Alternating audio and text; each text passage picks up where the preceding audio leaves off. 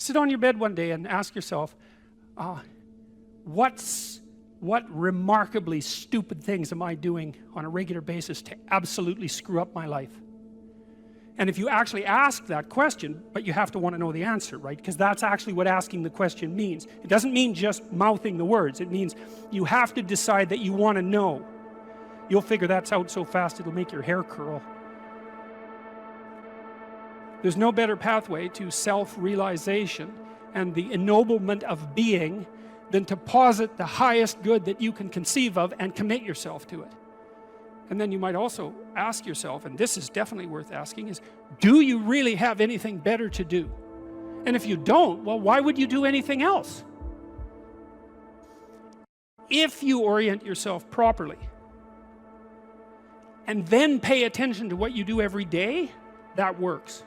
And I actually think that that's in accordance with what we have come to understand about human perception, because what happens is that the world shifts itself around your aim, because you're a creature that has an aim. You have to have an aim in order to do something. You're an aiming creature. You look at a point and you move towards it. It's built right into you. And so you have an aim. Well, let's say your aim is the highest possible aim. Well then, so that sets up the world around you. It organizes all of your perceptions. It organizes what you see and you don't see. It organizes your emotions and your motivations.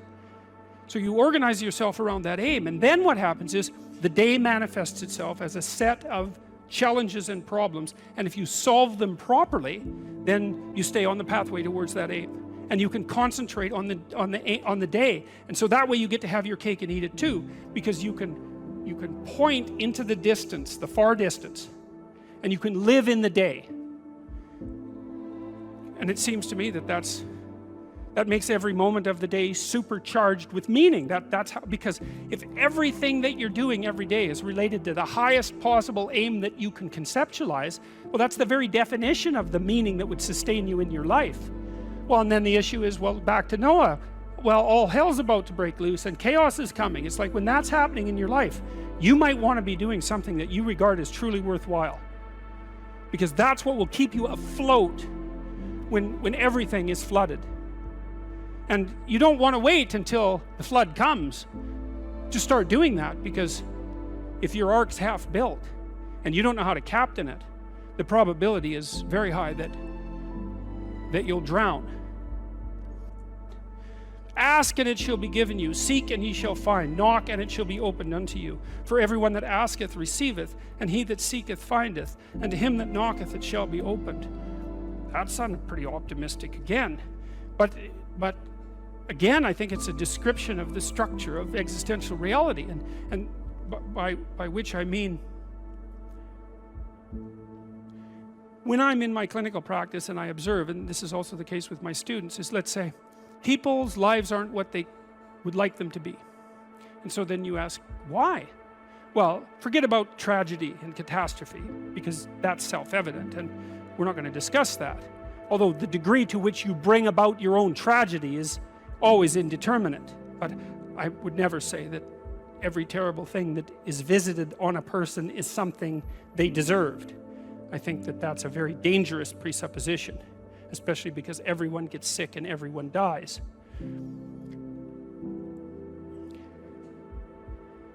But one of the main reasons that people don't get what they want is because they don't actually figure out what it is. And the probability that you're going to get what would be good for you, let's say, which would even be better than what you want, right? Because, you know, you might be wrong about what you want easily, but maybe you could get what would really be good for you. Well, why don't you? Well, because you don't try.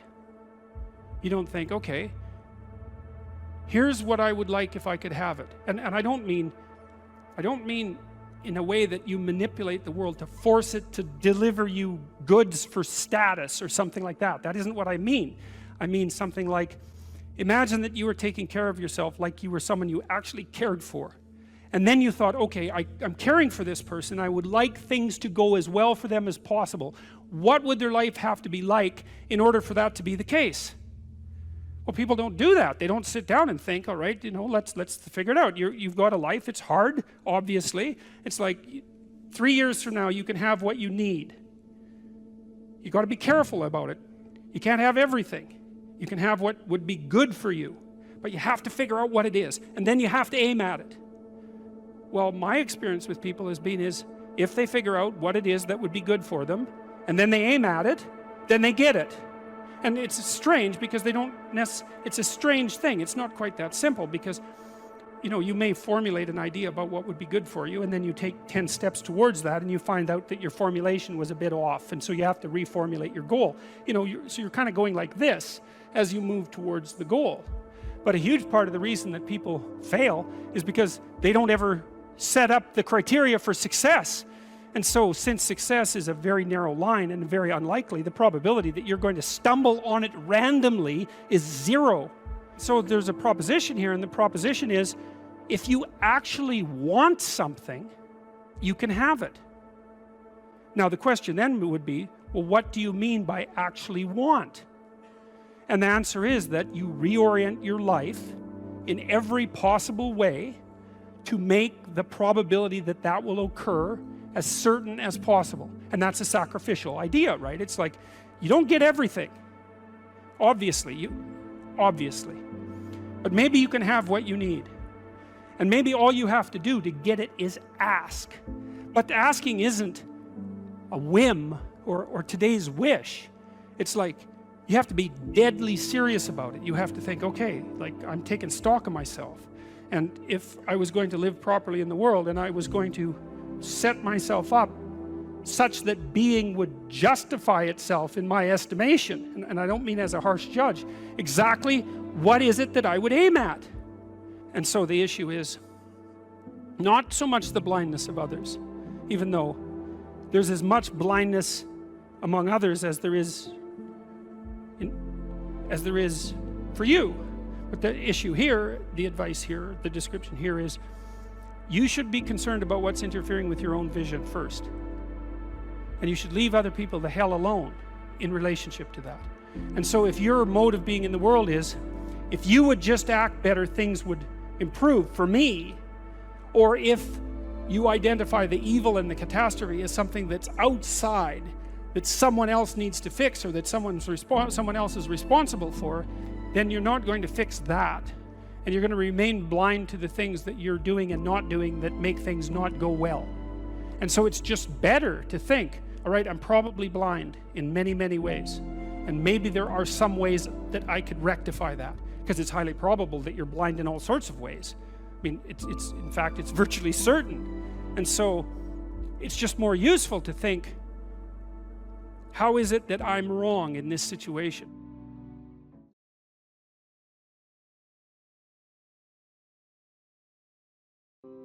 Well, one of the things that I think can be really useful, and this is also a skill that will serve you well for the rest of your life, is to start using a schedule, like a Gmail calendar, and schedule in studying time, for example. Now, so I've got some thoughts about using a schedule. People often don't like schedules because it's like developing your own tyrant. You know, it's, okay, well, here's a whole bunch of things I have to do tomorrow. That's my schedule, and I better stick with it, or I'm a bad person, I'm a failure. And that's not the right way to go about it, the scheduling. What you want to do with the schedule is design the day that you would like to have. Now, some of that's going to involve responsibilities that you have to live up to, or your life will get worse. Right, so, but I would say, if you're trying to start learning how to manage your school stress, is like, schedule in 10 minutes of homework. Maybe before you go to school in the morning, if you can get up. You probably can't, because teenagers have a hard time getting up in the morning. But start with 10 minutes. See if you can train yourself to sit down for 10 minutes after dinner, some regular time, and do 10 minutes of homework. And that's it. Put that in there as a goal. And then maybe if you've done your 10 minutes of homework, you can schedule in, I don't know, 15 minutes of playing a video game if you want, some sort of reward. But start figuring out how to organize your day so that you get to do the things that you want to do, and you do some of the things that you have to do in a manner that you think you could actually do, in a manner that would be sustainable across time. And that, like, the part of your brain that makes you anxious is really unhappy if you don't have a plan. And so one of the fastest ways to start to deal with too much negative emotion, too much stress-related negative emotion, is to make a plan and to make it concrete. And so I would say, and a schedule is an unbelievably useful way of doing that. And you think in my mind, in your mind, why am I filling out this calendar for the week? Well, so I know what I'm doing so that I'm not anxious, so that I'm doing things I want to do so I have something to look forward to, and so that I'm doing things that I have to do so that my life doesn't go spiral downhill and make me more miserable and resentful and bitter. And so you can start to use a schedule as your friend, and that'll take a year of practice to get good at. So if it doesn't work well in the first week, don't give up. Just keep doing it until you get yourself disciplined and are able to stick more and more to your plans. And that will help you so much in your life, you just can't believe it. So what you want to do is chop up that overwhelming infinity into a set of manageable tasks. And you want to think, some of those tasks might be like, maybe you could put some order into your room. Or maybe you could make your room a little bit more beautiful. Or maybe you could think of one thing around the house that you could do that would actually be helpful. And you're doing that to improve your life. That's the point. You're not doing it because someone's shaking a stick at you and telling you that this is what you have to do if you're going to be a good person. That's not the point. And you also, with your schedule, you think, I'm going to design this schedule for someone I like. And that person that I'm designing the schedule for that I like is going to be me. And so it isn't the schedule of a slave master to a slave. It's a negotiated schedule that you arrange with yourself so that you can have a decent life. But it's a very powerful tool to have a calendar at your disposal. And if you can learn to use that young, just put a few things in it. Put in your classes, put in a few assignments, put in some things that you might want to do. Just start stupidly and badly, and you'll get good at it and assume you'll get good at it over about a year, and that'll change your life. Like if you learn to listen to people, if you decide that you're not going to say things that you know to be untrue, and if you learn how to schedule your time, your life will change for the better so much that you won't believe it, and that will keep happening more and more and more and more as you get older. So it's a great thing to start practicing if you could start practicing that when you're a teenager, and you get that under control by the time you're 18, you'll be absolutely deadly. You'll be so far ahead of other people who don't do any of that you won't believe it, and you'll just continue to accrue benefits as a consequence. Well, the thing is that, or one of the things is that, you are going to be putting up with other people's problems and troubles for the rest of your life. And what you want to do is live your life in a manner that makes all of that tolerable. And so I would say, with the scheduling and with the attempt to speak honestly, and with the development of goals that are valuable to you, you're going to be occupied enough with your own life and see enough of the quality of that life so that you'll be able to tolerate a fair bit of noise and stress coming at you from other directions. And I would also say that the more that you put yourself together in the manner that we've already discussed, the better other people will treat you, and the less unnecessary suffering and distress that you're going to encounter. And I would say, and I'll close with this, I would say to your viewers, don't underestimate the utility of getting your act together. Another thing you can do is, and this is like deciding that you're going to stop saying things that you know not to be true. The other thing is, you could decide to stop doing things that you notice make you weak. And it's a game that you're playing with yourself. It's like you're out with your friends, you do something maybe because you think it'll make you popular, and you notice that makes you feel kind of subordinate and weak, and think, aha, I shouldn't do that again. I don't know exactly what it is that I did wrong, but it made me feel weak. It made me feel like I was coming apart at the seams. It's not the thing I should repeat.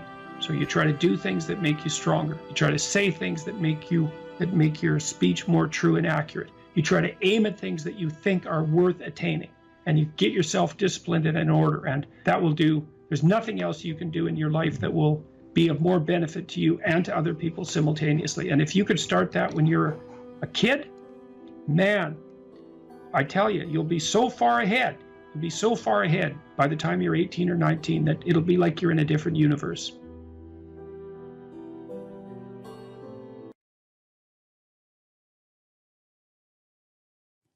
And why beholdest thou the mote that is in thy brother's eye, but considerest not the beam that is in thine own eye?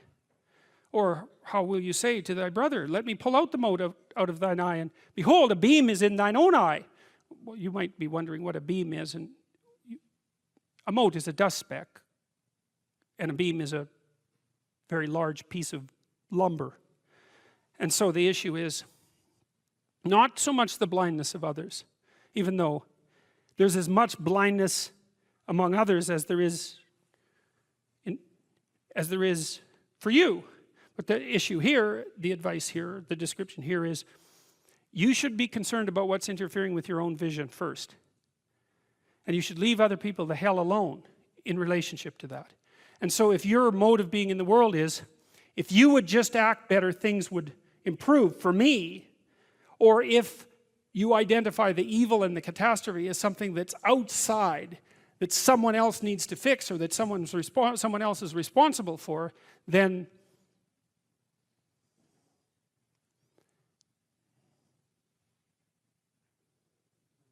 you're not going to fix that. And you're going to remain blind to the things that you're doing and not doing that make things not go well. And so it's just better to think, all right, I'm probably blind in many, many ways. And maybe there are some ways that I could rectify that, because it's highly probable that you're blind in all sorts of ways. I mean, in fact, it's virtually certain.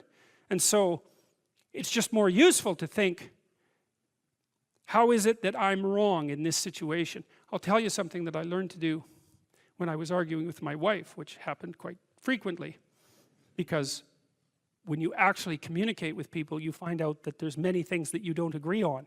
And that's because you're actually different creatures. And so if you're actually going to have a truthful conversation, then you're going to find out that you don't see things the same way, and then you can either pretend that that's not the case and gloss over it and then end up in a 30-year silent war, or you can have the damn fight when you need to have it and see if you can straighten it out. So now and then we'd get in a situation where we were at loggerheads, we couldn't move, and you know, it would spiral up into hate speech, let's say, because yeah, everyone laughs because they know they manifest plenty of hate speech towards those they love. So one of the things we learned to do was, when we hit an impasse, was to separate and to go our own ways, and to go sit and think, okay, look, we're at this unpleasant situation. We can't figure out how to move forward.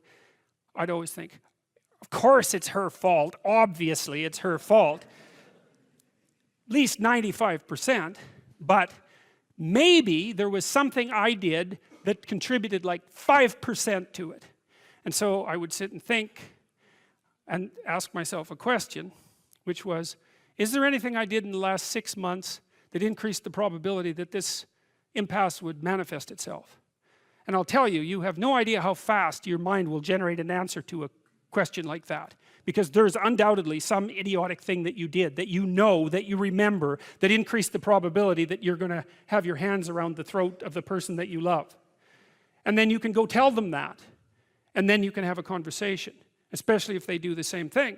Say, look, you know, here's how I'm an idiot in this situation. And the other person says, well, yeah, here's how I'm an idiot. And then you're two idiots, and then maybe you can have a conversation.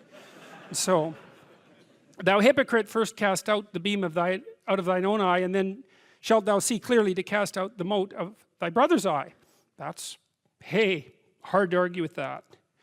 Ask, and it shall be given you. Seek, and ye shall find. Knock, and it shall be opened unto you. For everyone that asketh receiveth, and he that seeketh findeth, and to him that knocketh it shall be opened. That sounded pretty optimistic again. But again, I think it's a description of the structure of existential reality, and by which I mean, when I'm in my clinical practice and I observe, and this is also the case with my students, is, let's say, people's lives aren't what they would like them to be. And so then you ask, why? Well, forget about tragedy and catastrophe, because that's self-evident, and we're not going to discuss that.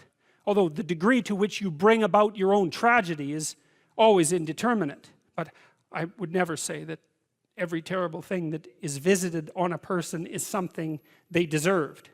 I think that that's a very dangerous presupposition, especially because everyone gets sick and everyone dies.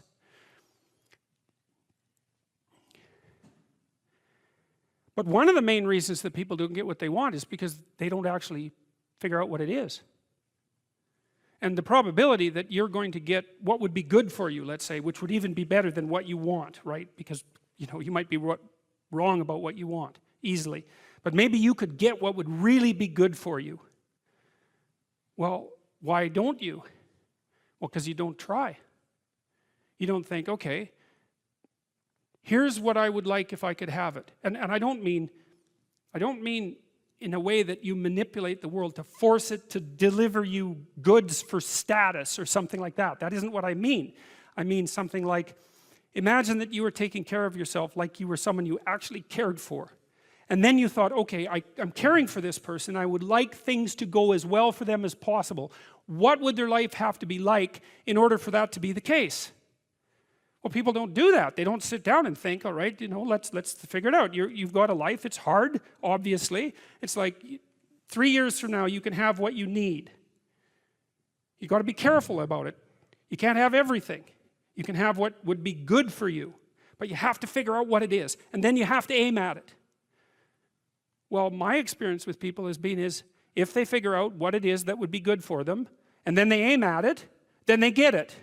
And it's strange because they don't it's a strange thing. It's not quite that simple because, you know, you may formulate an idea about what would be good for you, and then you take 10 steps towards that, and you find out that your formulation was a bit off, and so you have to reformulate your goal. You know, so you're kind of going like this as you move towards the goal.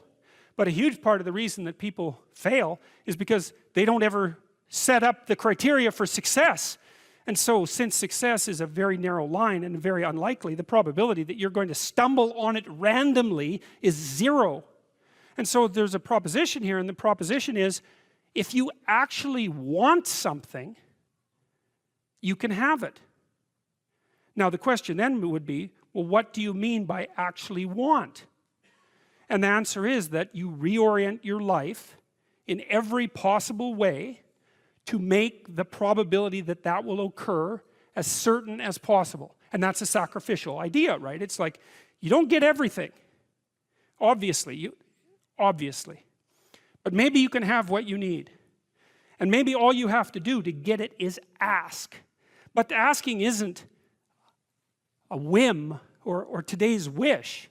It's like, you have to be deadly serious about it. You have to think, okay, like, I'm taking stock of myself. And if I was going to live properly in the world, and I was going to set myself up such that being would justify itself in my estimation, and I don't mean as a harsh judge, exactly what is it that I would aim at? Well, one of the things I've found is that in test of this theory, let's say, you could try this.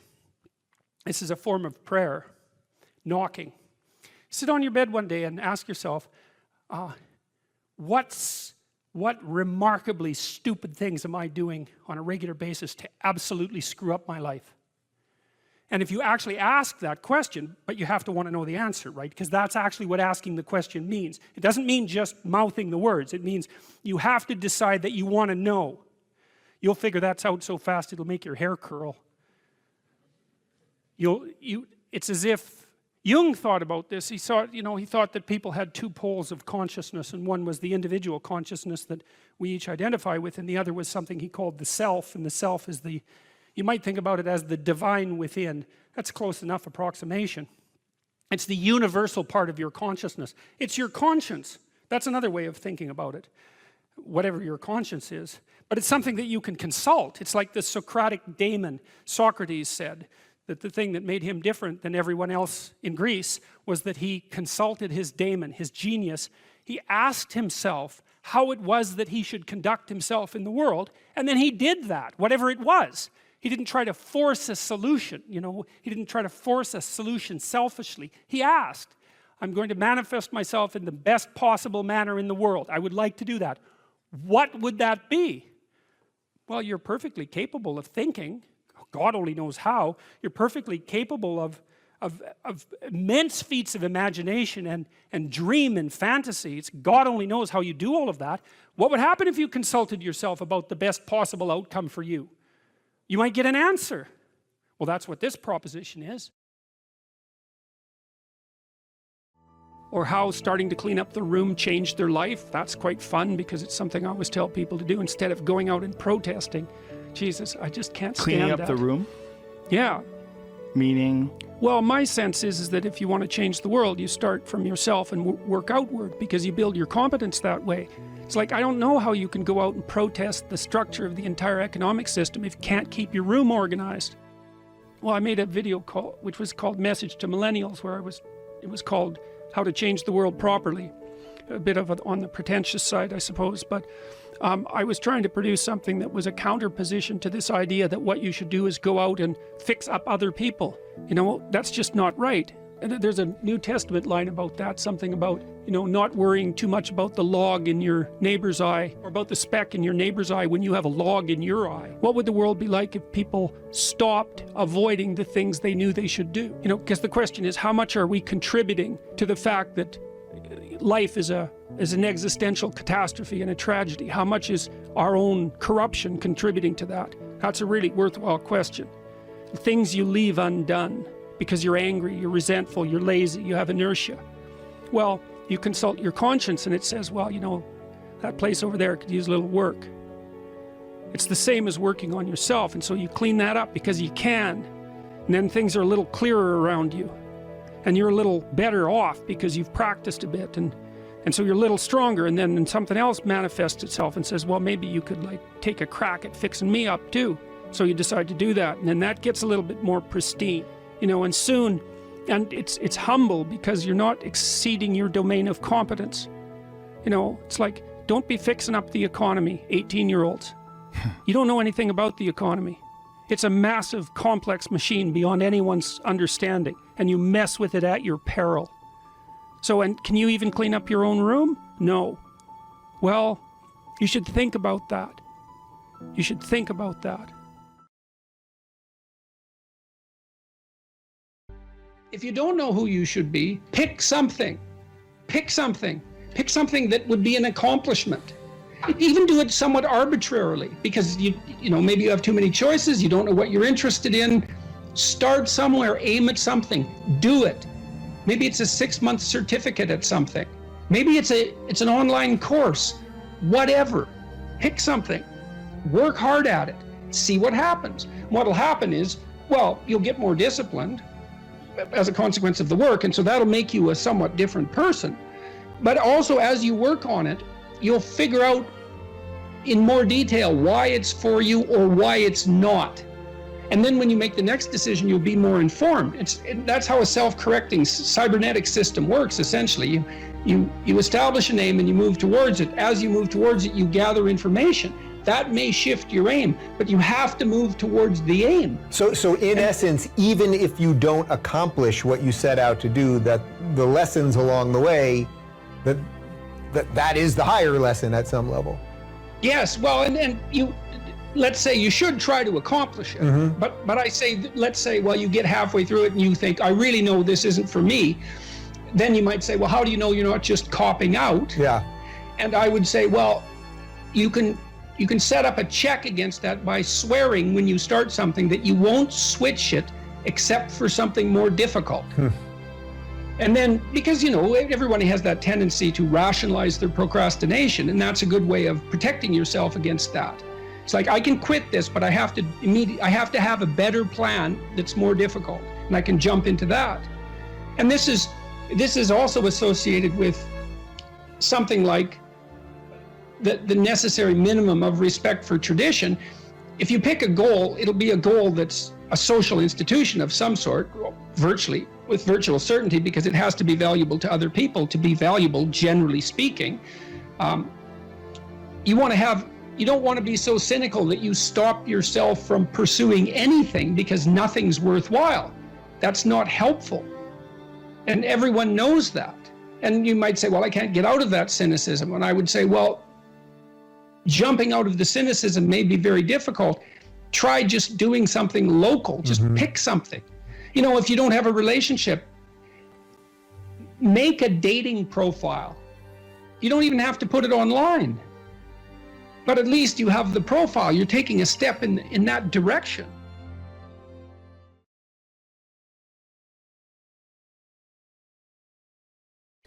I have no direction or goals in my life at the moment. What can I do to regain my compass in life?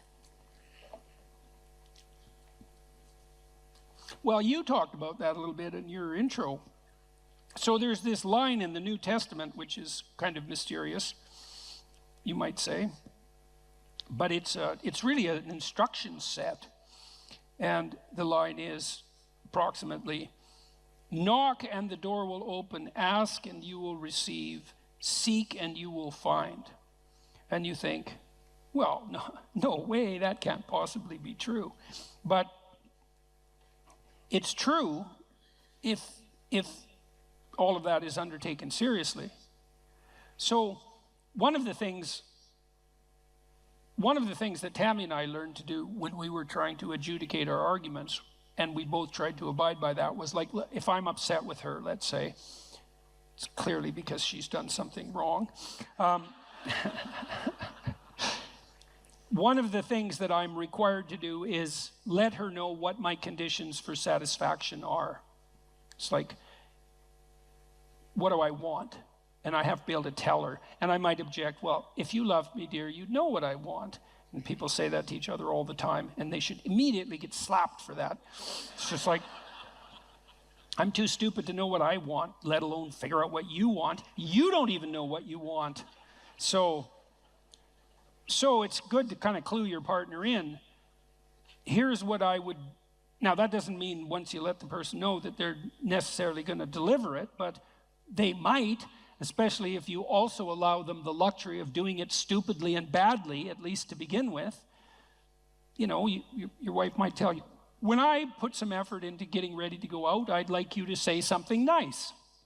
It's still a bit vague. It's like, okay, dear, exactly what would you like me to say? Well, that's an annoying thing for your wife to have to think through, and it's annoying for you maybe to have to mouth those words, but, you know, you could do it stupid and badly 20 times and maybe get a little expert at it, and by the 100th time, you're like world expert at compliment deliverer, and you can encourage her to pursue her interest in attire, let's say, and why isn't that a good thing for both of you?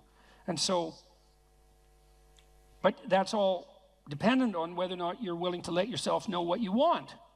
And that's all dependent on whether or not you're willing to ask. And so one of the things you can ask yourself, and this is very useful, is what would your life have to look like in order for it to justify itself to you?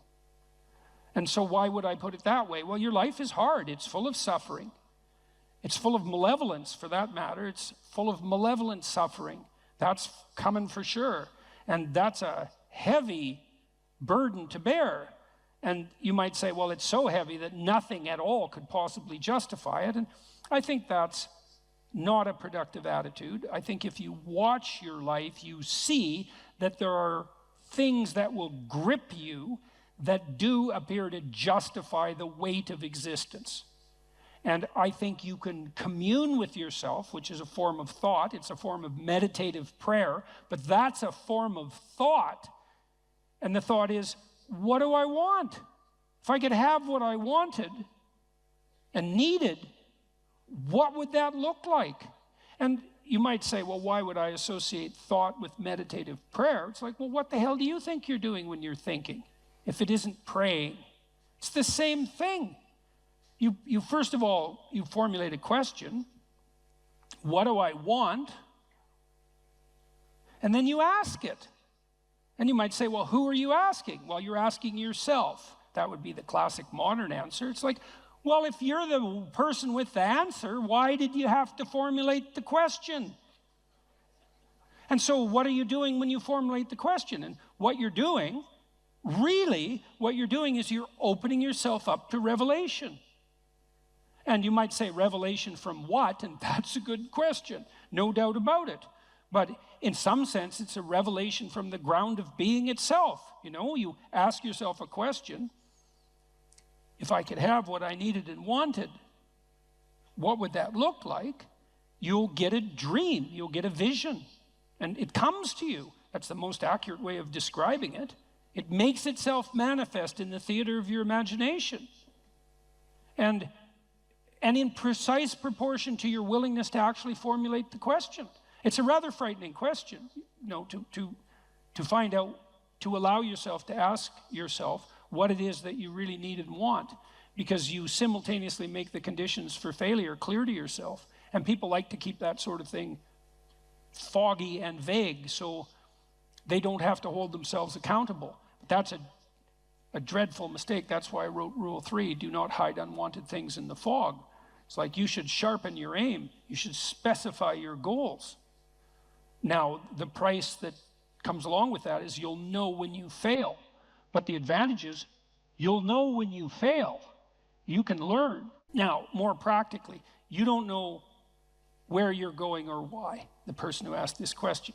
So let's decompose the problem a little bit. I don't know what to do with my life. Well, that's a pretty vague problem, because your life that's a big, complex, multidimensional thing, and the probability that you're going to be able to formulate an answer to the question, what's the meaning of my life, is pretty much zero. Because, well, what do you want, a one-sentence answer? Like, it's a one-sentence question. You think there's a one-sentence answer? That's not helpful. And so what I often did practically in my clinical practice, and this is useful to know, especially if you're a bit lost, is, well, where do people generally derive their sense of meaning? And it's not that complicated to figure that out. And this is also a conservative perspective in some sense. Well, most people need or want an intimate relationship and some family interaction. Maybe that's children, maybe it's with your parents or your siblings, but zero family interaction is generally not part of the optimized human condition. Most of us would like to have a friend or two. We need a job or a career to keep body and soul together, but also so that we're in harness and we can pull against a weight that in a noble and productive and generous manner. We perhaps need to be engaged in something creatively. We have to take care of ourselves mentally and physically. We should adopt some civic responsibility. We need to protect ourselves against major sources of hedonistic and impulsive temptation. There's 8 things. It's like, well, pursue one of them. Start there. You know, when I dealt with my clients who were depressed, unhappy, let's say, the first thing I would do with them is walk them through that analytic process. It's like, do you have anything in place in any of these domains? Sometimes I had people who were doing pretty good in all 8 areas and were still unhappy. Those people were depressed, technically, right? Because their lives were actually in pretty good order, but they were miserable. There was something wrong with them. They were ill in some way that was lowering their mood and destroying their positive emotion. Other people would be batting 0 on all 8 fronts. Like, they weren't depressed, they just had terrible lives.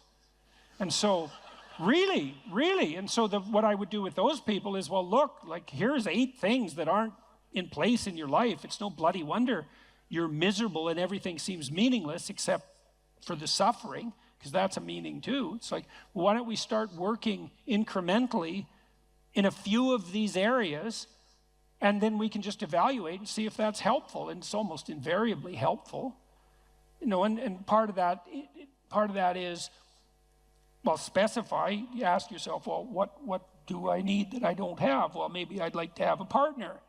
Okay, well, I can't just leap from not having a partner to being happily married in one fell swoop. There's intervening steps.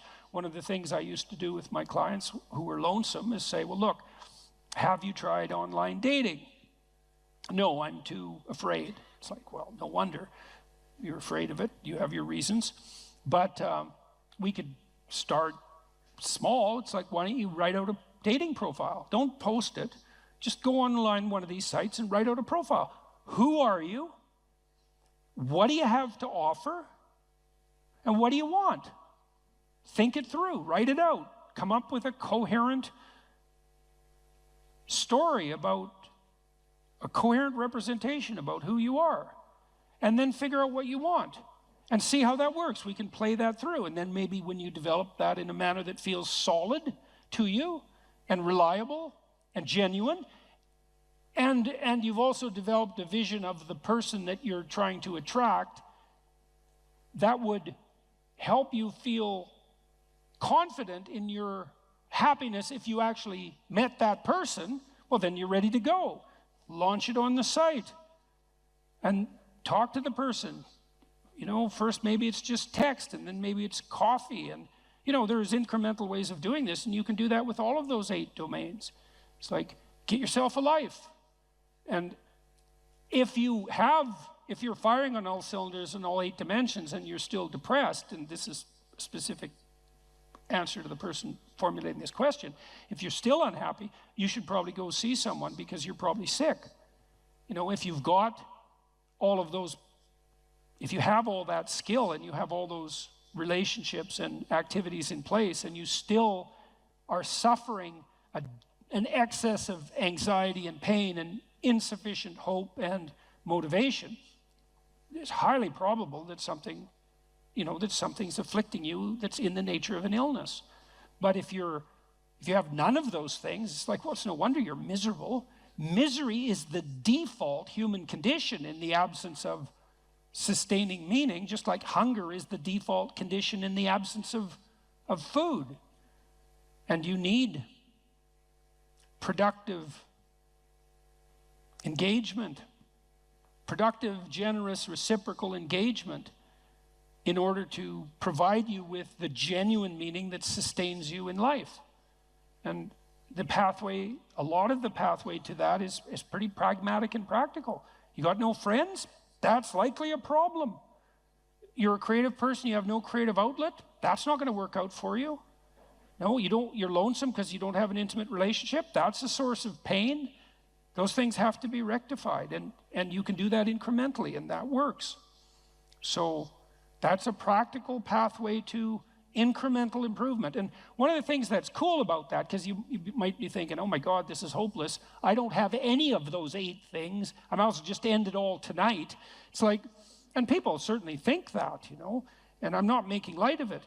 One of the things that's very much worth knowing is that a lot of positive emotion is dependent technically on the observation, on your personal observation that you're moving towards a valued goal. See, not that you've attained the goal. So imagine that you're in your hopeless situation and you decide, well, I'm going to work on the relationship front. So now you develop a vision of what a relationship might be like, and you posit that as a promised land, let's say, and then you differentiate that so you can make incremental steps forward, and the incremental steps are small enough so that you actually take them.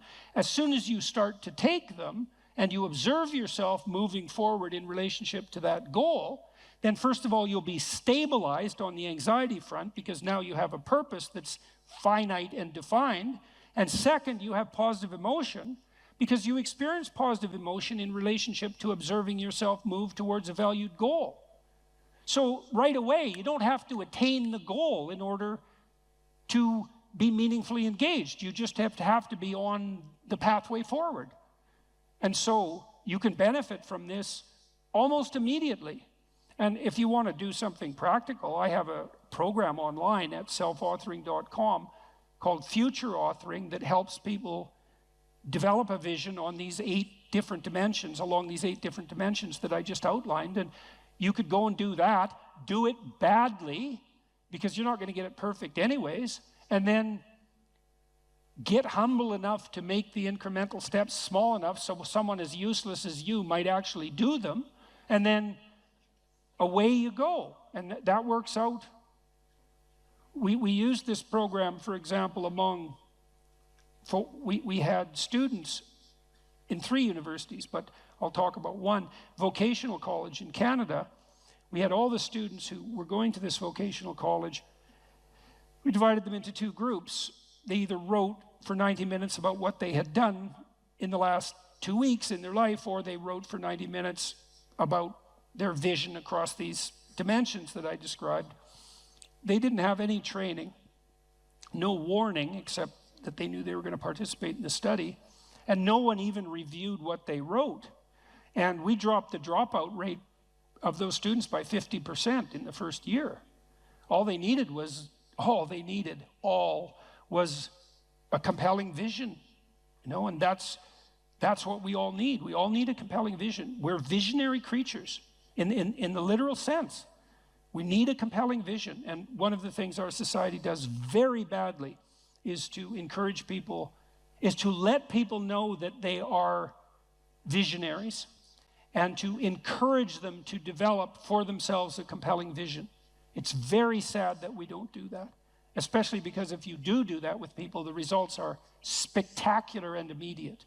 You know, and one of the things that's been heart-rending, I would say, for both of us, going around the world talking to people, is people frequently stop me on the street and say, the story is in some sense archetypal, although the details vary in interesting ways.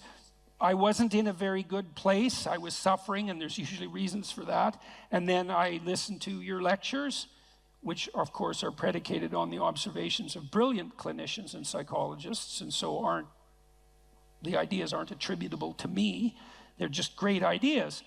I listened to your lectures and I started developing a vision and attempting to put my life together, and things are way better. It's like, what's so sad about it's very pleasing to hear that in one sense, because the upside of the story is the improvement, right? The movement away from the catastrophe. But the downside of the story is twofold. First of all, the catastrophe was there to begin with.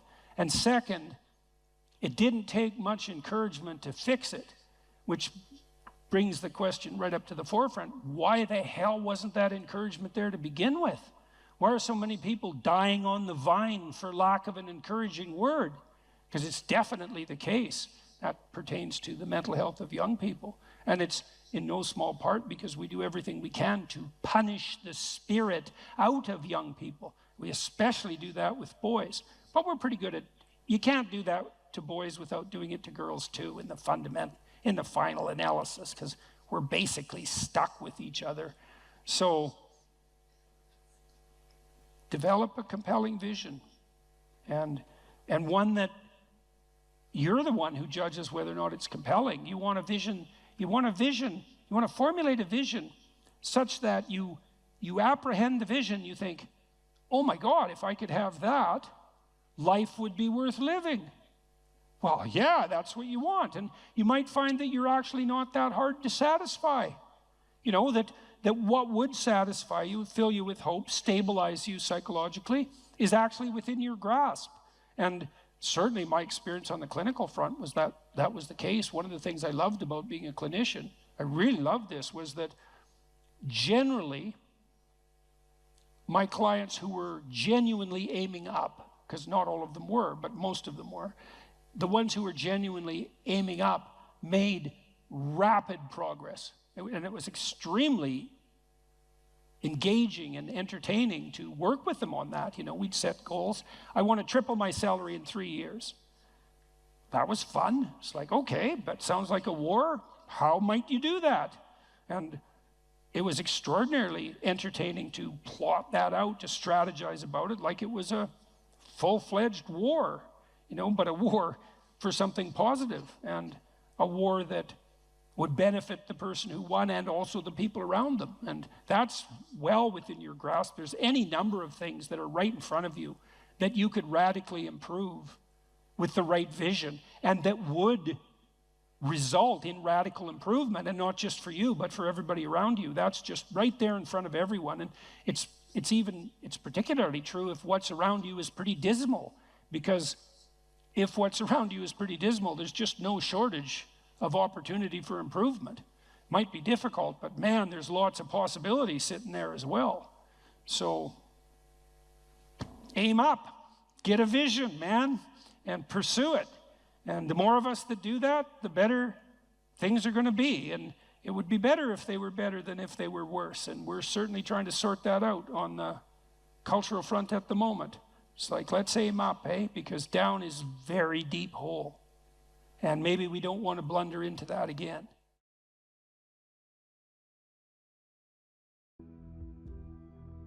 I had lots of clients and students who were chaotic in their orientation to life. They didn't know what to do, and they didn't know what to do about not knowing what to do. It's like, I don't know what to do with my life, and I don't know what to do about my ignorance.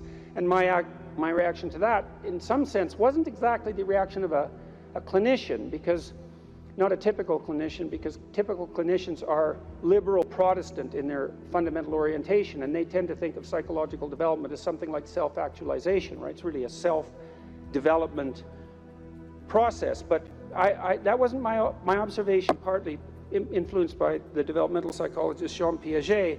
I had a more communitarian view of human development than that, and my observation was that most people find the cardinal meanings in their life not as a consequence of the development of their self, whatever that is, but in service to other people, in the adoption of responsibility. You know, because you're told, be responsible, and it's a finger-wagging thing again, you know, that if you were a good person, you be responsible, you do your duty. But no one ever says, well, because that's where you find the abiding meaning in your life, and you need that meaning to sustain you through suffering. And that's definitely the case. You know, I was very ill for a number of years, and a lot of what got me through that wasn't my own special nature, let's say, but the support of my family and the support of my friends and the support of the broader community made a huge difference, not only psychologically, because I knew people were supporting me, but also practically. You build yourself a community, you sacrifice yourself in the service of other people, not so much because you should, although you should, but because that is where meaning is to be found, and you need a deep meaning to sustain you through tragedy. That's the arc. And you find that deep meaning, and you know, there's a notion that it's better to give to receive than to receive, and it sounds like a Hallmark greeting card in some sense, and people are cynical about that too. Well, yeah, you say that because you should be good and think that, but if you watch yourself, you'll see that it's true, because one of the things that's been really pronounced element in my life is that, you know, people thank me from time to time for things that I've done or said, and there isn't a better experience than that, you know, that you've put something out that's actually a manifestation of what you truly believe, and the consequence of that is part of the redemptive process for someone else. There is nothing that's better than that. Zero, nothing. In fact, I don't think there's anything that's even in the same conceptual universe of that in terms of its intrinsically rewarding properties. There's nothing better than to have people, perhaps particularly people you've never met, tell you that what you have been doing has had a salutary effect on their lives. And so that's a hell of a fine thing to aim for. And why not aim for it, you know? Because you could do it. If you put, I wouldn't even say necessarily that you put other people first, because I think that's a mistake, but I do think it's the case that you treat other people in the manner that you would wish to be treated if you were treating yourself properly. And that's also a sophisticated thing, right? To learn to treat yourself properly. Because that doesn't mean you get to fulfill every momentary whim, because that's what you do when you're 2, and 2-year-olds can't live without their parents. You know, you have to be wise enough to govern your current behavior in light of the future. And that's really what it means to be an adult. It's what it means to forestall gratification and to attain the responsibility of an adult. And the reason that you should do that, because you should, is because it's actually better, you know, in all ways. It's a panacea for suffering to adopt that responsibility. And so I would tell my clients and students as well, it's like, well, let's just take a look at where other people find meaning. You know, and we'll see how your life matches with that. Do you have an intimate relationship? Yes or no? The right answer is yes. Now, maybe not for you, and maybe you don't right now, and maybe you have your reasons not to because you're a singular person in that regard, but probably not. Because that's like a third of life. And so if you don't have that, that might be one of the reasons you're not doing so well. And the fact that you don't have it might be an indication that you're not oriented in the proper direction. Oh, I can give you an example of that. I had many people question me when I was just on tour. This is a question that came up quite rapidly, often in the Q&A sessions. How do I find the right person when I'm dating? How do I find the person who's right for me when I'm dating? And I got that, or on the internet, I got that question like 3 times in a row, and I thought, because I always think this, what about that question? What's wrong with that question? Something wrong with that question. how about, how do I conduct myself so that I am the best possible partner? Now that's a whole different, right? That's a whole different conceptual universe, and virtually no one ever asked that question. And I would say, well, if you want an answer to the first question, which is how do I find the person who's right for me, you actually start by asking the second question, which is what can I bring to the table for someone else?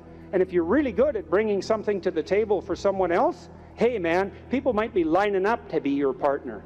And if they're not, then you might think, well, maybe I'm just not bringing the right thing to the table. And that's worth thinking, especially if you're desperate, you're lost, and you're alone. It's like, maybe I got this wrong. And I usually sort of top that with the suggestion that even if you did find the person who was perfect for you, and they're that perfect, what makes you think they wouldn't take one look at you and run screaming away? And they likely would if they were that perfect, because, really, are you that much of a catch? And if you think you are, that might be part of the problem. So that's one, right? Intimate relationship. So I would say to you at the crossroads, develop a vision for your relationship. There's a gospel saying, which is, of course, impossible to comprehend or believe. Knock and the door will open, ask and you will receive, seek and you will find. And people think, well, no way, the world's not constituted like that. It's like, it goes back to the idea of aim. If you don't aim at it, you're not going to hit it. And it might also go back to a question about what do you mean by ask and what do you mean by want? Because it isn't just some casual request.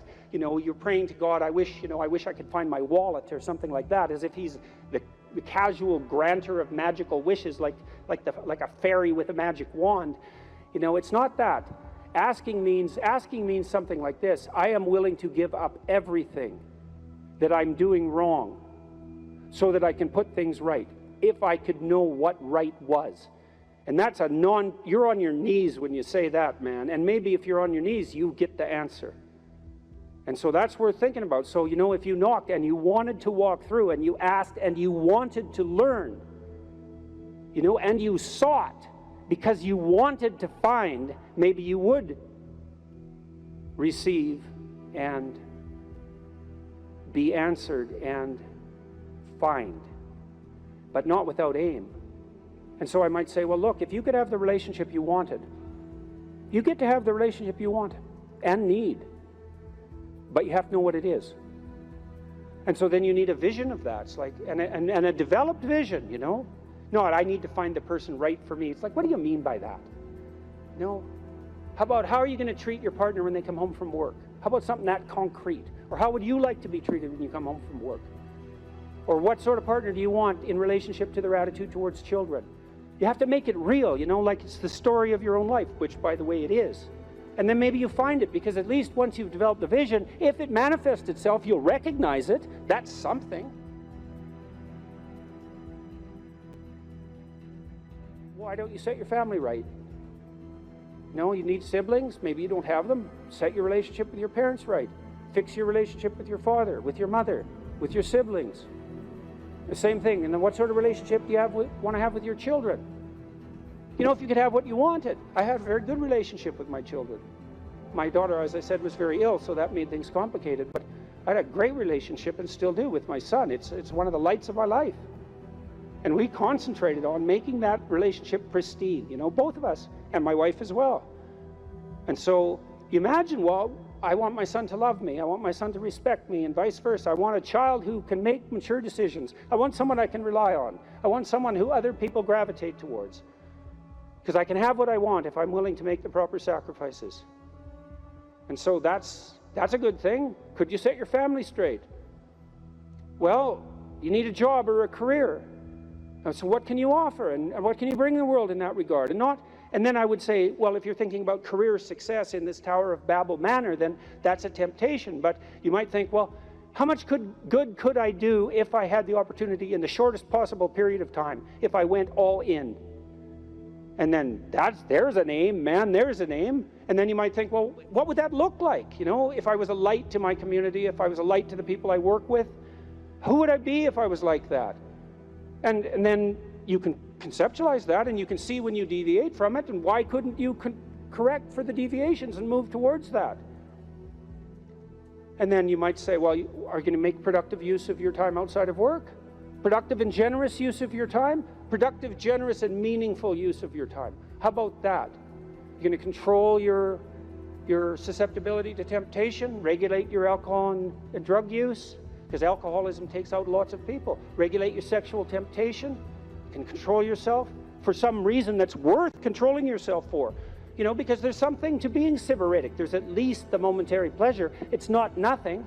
And you're not going to sacrifice that, if you have any sense, unless you sacrifice it to something clearly better.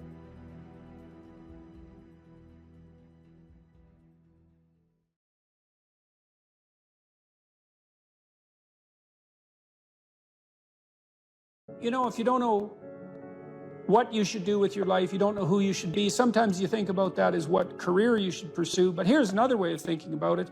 It's kind of a SEAL's ethos that Congressman Crenshaw detailed out. Here's some things you could be. Those are my words. These are his. You'll be someone who's never late.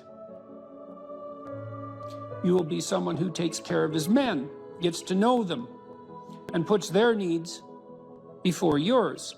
You will be someone who does not quit in the face of adversity. You will be someone who takes charge and leads when no one else will. You will be detail-oriented, which you discuss a lot in later sections of the book, always vigilant, attentive. You will be aggressive in your actions, but never lose your cool. You will have a sense of humor, because sometimes that is all that can get you through the darkest hours. You will work hard and perform, even when no one is watching. You'll be creative and think outside the box, even if it gets you in trouble. You're a rebel, but not a mutineer. You are a jack of all trades and master of none. And then you follow that a little later with this paragraph, these paragraphs. Be aggressive enough to kill the enemy, but immediately calm enough not to scare the little old lady. You'll be that man who's mentally tough enough to operate in horrific chaos, then immediately transition to tranquility, all without mentally breaking. You will effectively transition from hyper-masculine aggressor to gentle caretaker. You'll be both a warrior and a gentleman.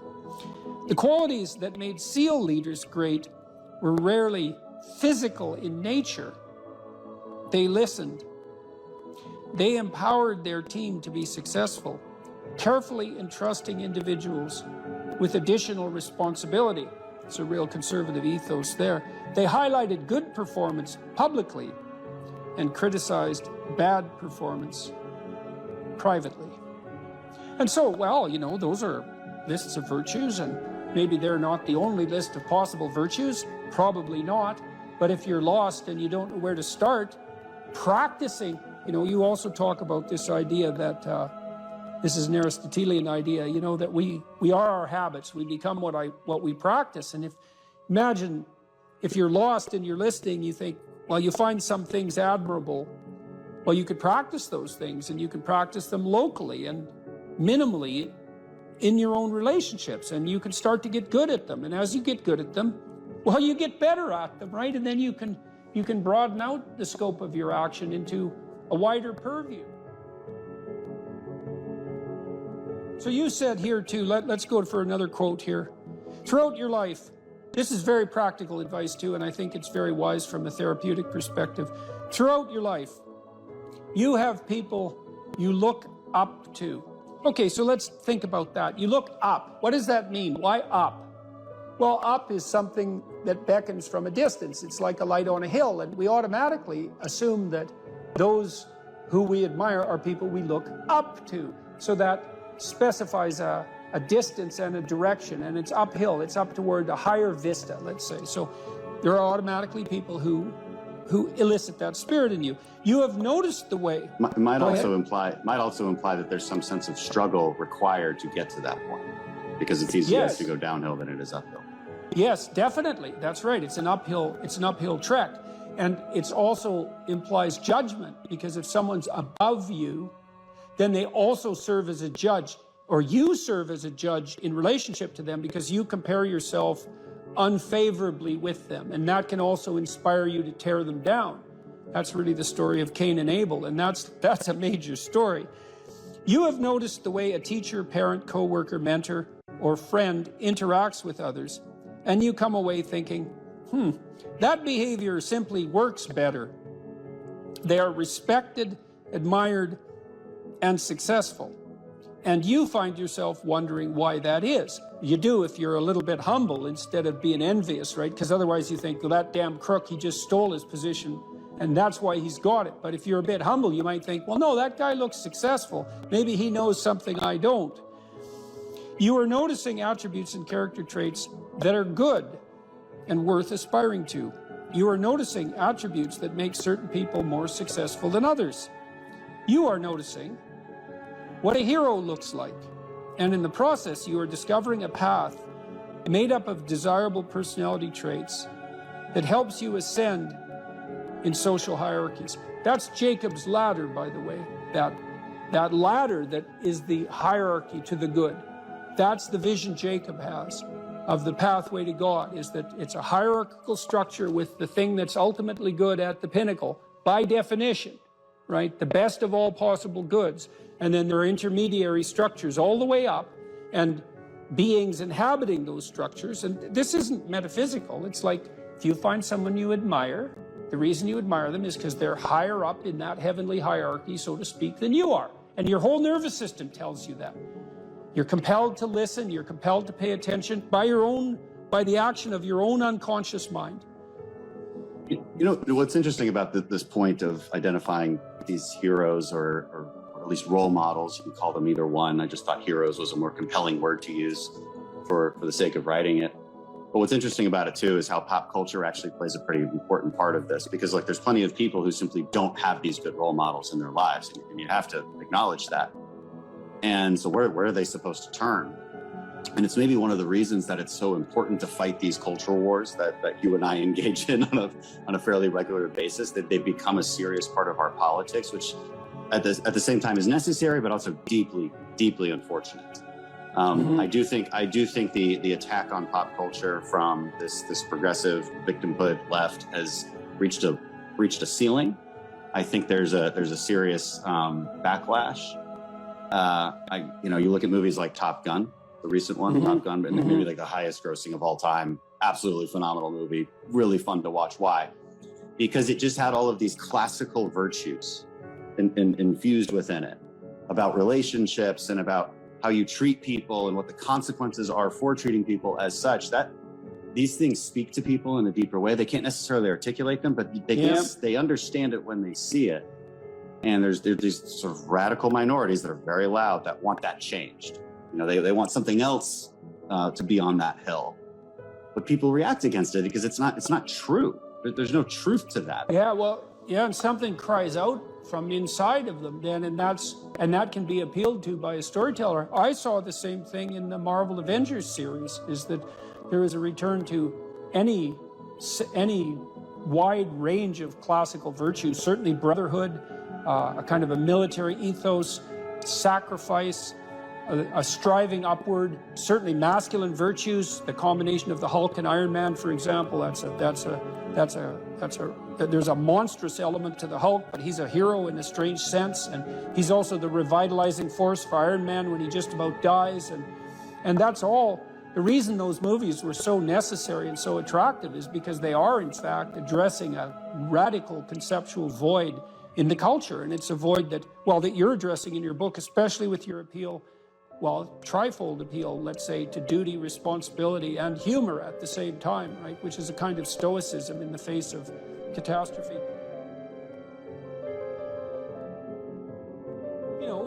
Because this is a big problem in life. Imagine you're aiming for something and then something happens to make it impossible, or you find out that it's the wrong thing because you were aiming in the wrong direction. Well, so then what do you have to rely on to set you right? It's not your aim, obviously, but it might be your capacity to take new aim, and that's bloody well dependent on your character.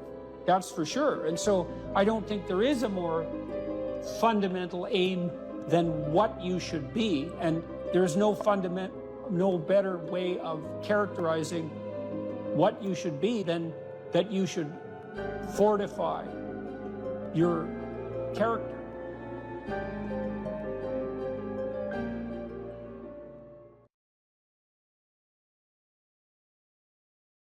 So imagine you're dealing with someone who's hoarding.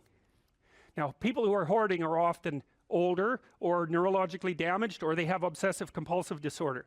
But then you walk into their house and there's like 10,000 things in their house. There's maybe 100 boxes, and you open up a box, and in the box there's some pens and some old passports and some checks and their collection of silver dollars and some hypodermic needles and some dust and, you know, a dead mouse, and there's boxes and boxes and boxes like that in the house. It's absolute chaos in there. Absolute chaos, not order, chaos. And then you think, is that their house, or is that their being? Is that their mind? And the answer is, there's no difference. There's no difference. So, you know, I could say, well, if you want to organize your psyche, you could start by organizing your room. If that would be easier, because maybe you're a more concrete person and you need something concrete to do. So you go clean up under your bed and you make your bed and you organize the papers on your desk, and you think, well, just exactly what are you organizing? Are you organizing the objective world, or are you objecting your field, or are you organizing your field of being, like your field of total experience? And Jung believed that, and I think there's a Buddhist doctrine that's sort of nested in there, that at the highest level of psychological integration, there's no difference between you and what you experience. Now you think, well, I can't control everything I experience, but that's no objection, because you can't control yourself anyway. So the mere fact that you can't extend control over everything you experience is no argument against the idea that you should still treat that as an extension of yourself. So you could say, well, let's say you have a long-standing feud with your brother. Well, is that a psychological problem? Is that him? Is it a problem in the objective world, or is it a problem in your field of being? And it's very useful to think that way, because you might ask, what could you do to improve yourself? Well, let's step one step backwards. The first question might be, why should you even bother improving yourself? And I think the answer to that is something like, so you don't suffer any more stupidly than you have to. And maybe so others don't have to either. It's something like that. You know, like there's a real injunction at the bottom of it. It's not some casual self-help doctrine. It's that if you don't organize yourself properly, you'll pay for it, and in a big way, and so will the people around you. Now, and you could say, well, I don't care about that, but that's actually not true. You actually do care about that, because if you're in pain, you will care about it. And so you do care about it, even if it's just that negative way, you know. It's very rare that you can find someone who's in excruciating pain who would ever say, well, it would be no better if I was out of this. It's sort of, pain is one of those things that brings the idea that it would be better if it didn't exist along with it. It's incontrovertible. So you get your act together so that there isn't any more stupid pain around you than necessary. Well, so then the question might be, well, how would you go about getting your act together? And the answer to that, and this is a phenomenological idea too, it's something like, look around for something that bothers you and see if you can fix it. So now you think, well, let's say you go into you can do this in a room. It's quite fun to do it just when you're sitting in a room, like a room, maybe your bedroom. You can sit there and just sort of meditate on it and think, okay, if I wanted to spend 10 minutes making this room better, what would I have to do? And you have to ask yourself that, right? It's not a command, it's like a genuine question.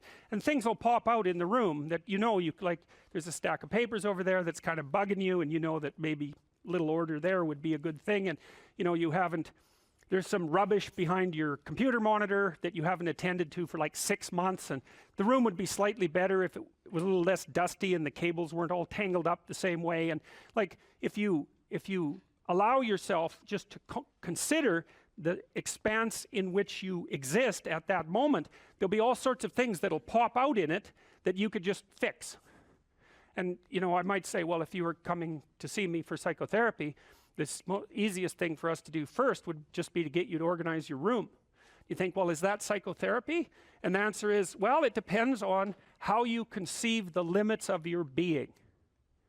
And I would say, start where you can start. You know, if something announces itself to you, which is a strange way of thinking about it, as in need of repair, that you could repair, then, hey, fix it. You fix 100 things like that, your life will be a lot different. You know, I often tell people too, fix the things you repeat every day, because people tend to think of those as trivial, right? You get up, you brush your teeth, you have your breakfast, you know, you have your routines that you go through every day. Well, those probably constitute 50% of your life. And people think, well, they're mundane, I don't need to pay attention to them. It's like, no, no, that's exactly wrong. The things you do every day, those are the most important things you do. Hands down. All you have to do is do the arithmetic. You figure it out right away. So 100 adjustments to your broader domain of being, and there's a lot less rubbish around and a lot fewer traps for you to step into. And so that's in keeping with Jung's idea about erasing once you've got your mind and your emotions together, and once you're acting that out, then you can extend what you're willing to consider yourself and start fixing up the things that are part of your broader extent. Now, sometimes you don't know how to do that. So you might say, imagine you're walking down Bloor Street and there's this guy who's like alcoholic and schizophrenic and has been on the streets for 10 years. He sort of stumbles towards you and, you know, incoherently mutters something. That's a problem. And it would be good if you could fix it, but you haven't got a clue about how to fix that. You just walk around that and go find something that you could fix, because if you muck about in that, not only is it unlikely that you'll help that person, it's very likely that you'll get hurt yourself. So, you know, just because while you're experiencing things announce themselves as in need of repair doesn't mean that it's you right then and there that should repair them. You have to have some humility. You know, you don't walk up to a helicopter that isn't working and just start tinkering away with it. You have to stay within your domain of competence. But most of the time, if people look at their lives, you know, it's a very interesting thing to do. I like the idea of the room, because you can do that at the drop of a hat. You know, you go back to where you live and sit down and think, okay, I'm going to make this place better for half an hour. What should I do?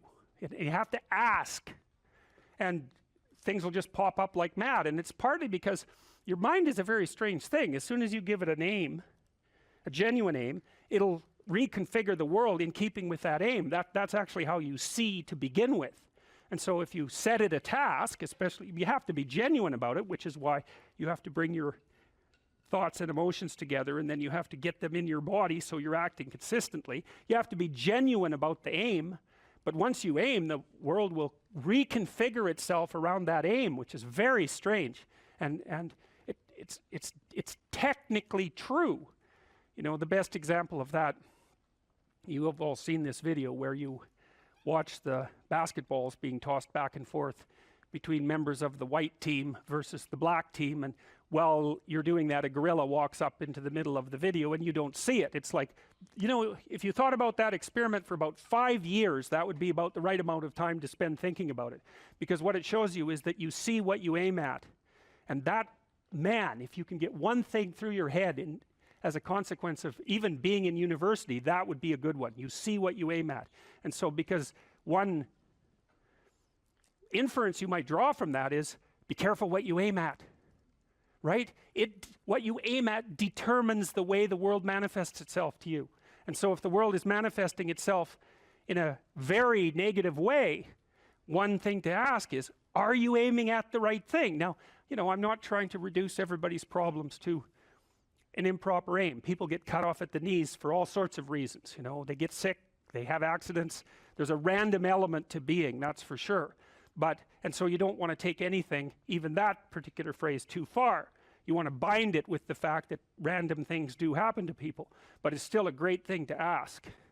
Okay, so Rogers was a phenomenologist, and he was interested in, he didn't start his philosophy from the perspective of subject versus object, or from the idea of psyche, like sort of inside you, your mind with its layers. That's not how he looked at it. And so let's go through, well, I'll introduce you to Rogers. I think and then we'll talk about it more next time. I'm going to start, though, with something that I learned from him that I think was of crucial importance. And so we'll set the stage for the further discussion with this. And I'm going to read it to you.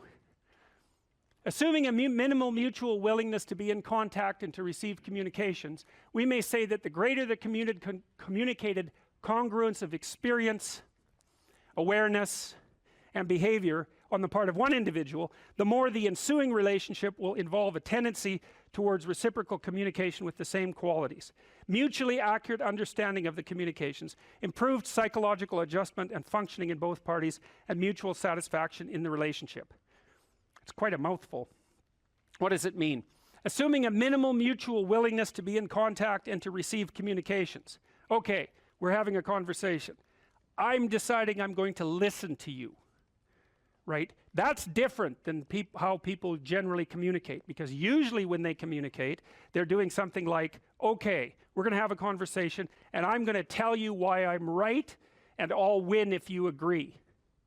Or maybe you're having a conversation where, I don't know what you're trying to do. Maybe you're trying to impress the person you're talking to. So you're not listening to them at all. You're just thinking about what you're going to say next.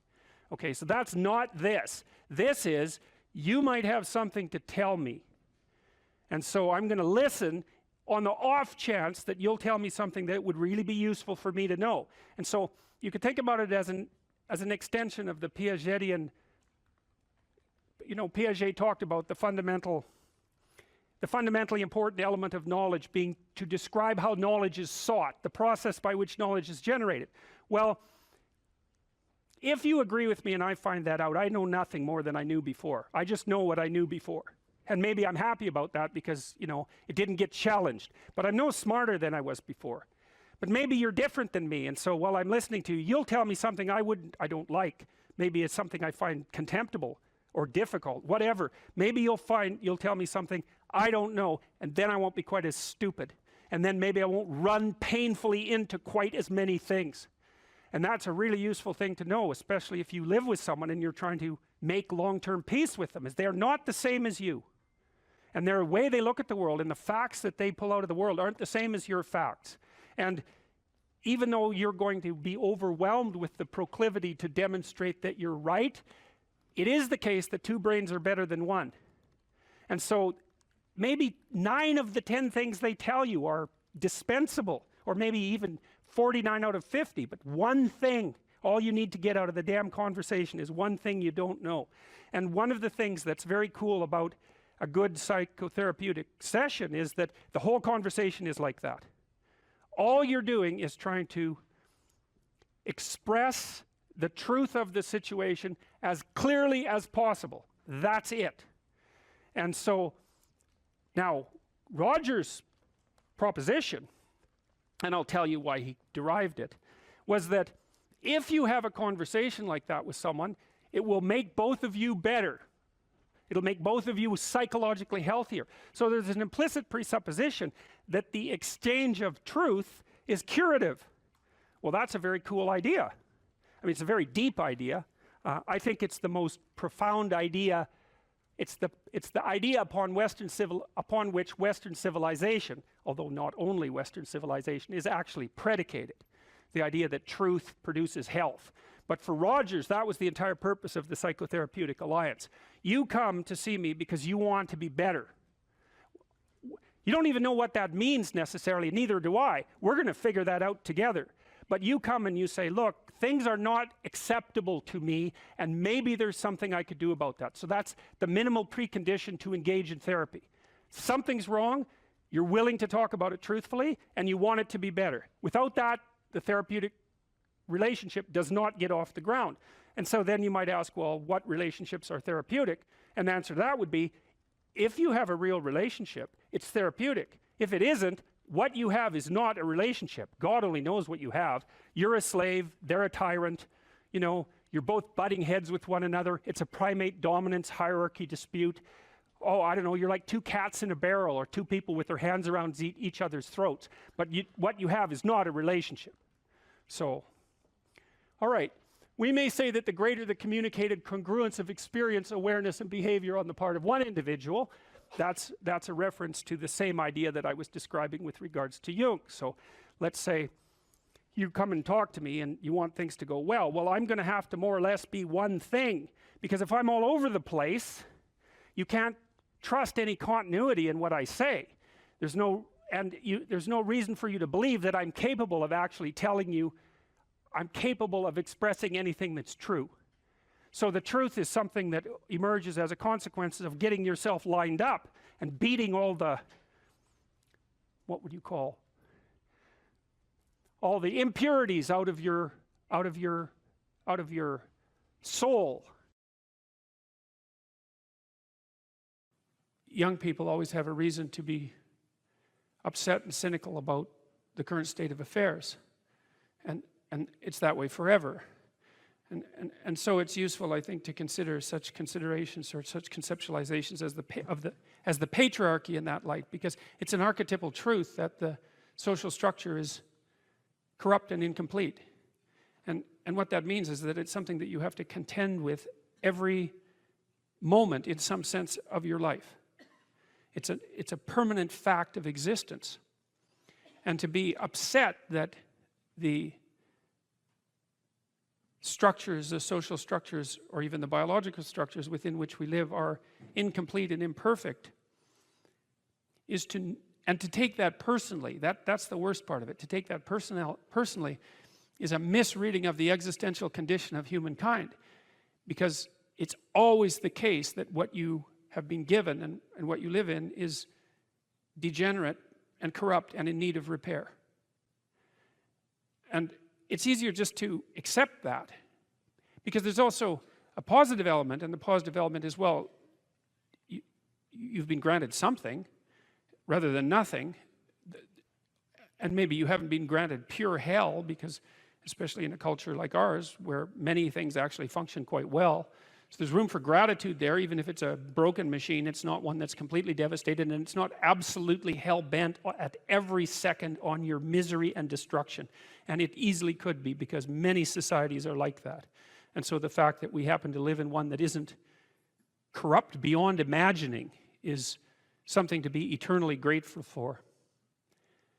Well, so we live inside a damaged structure, and we also bear responsibility for that damage, because we don't do everything we can to constantly repair it. And you might say, well, that's actually one of the fundamental, people say, well, what's the meaning of life? What they really mean is, what's the positive meaning of life? Because as we've already discussed, the negative meanings of life are more or less self-evident.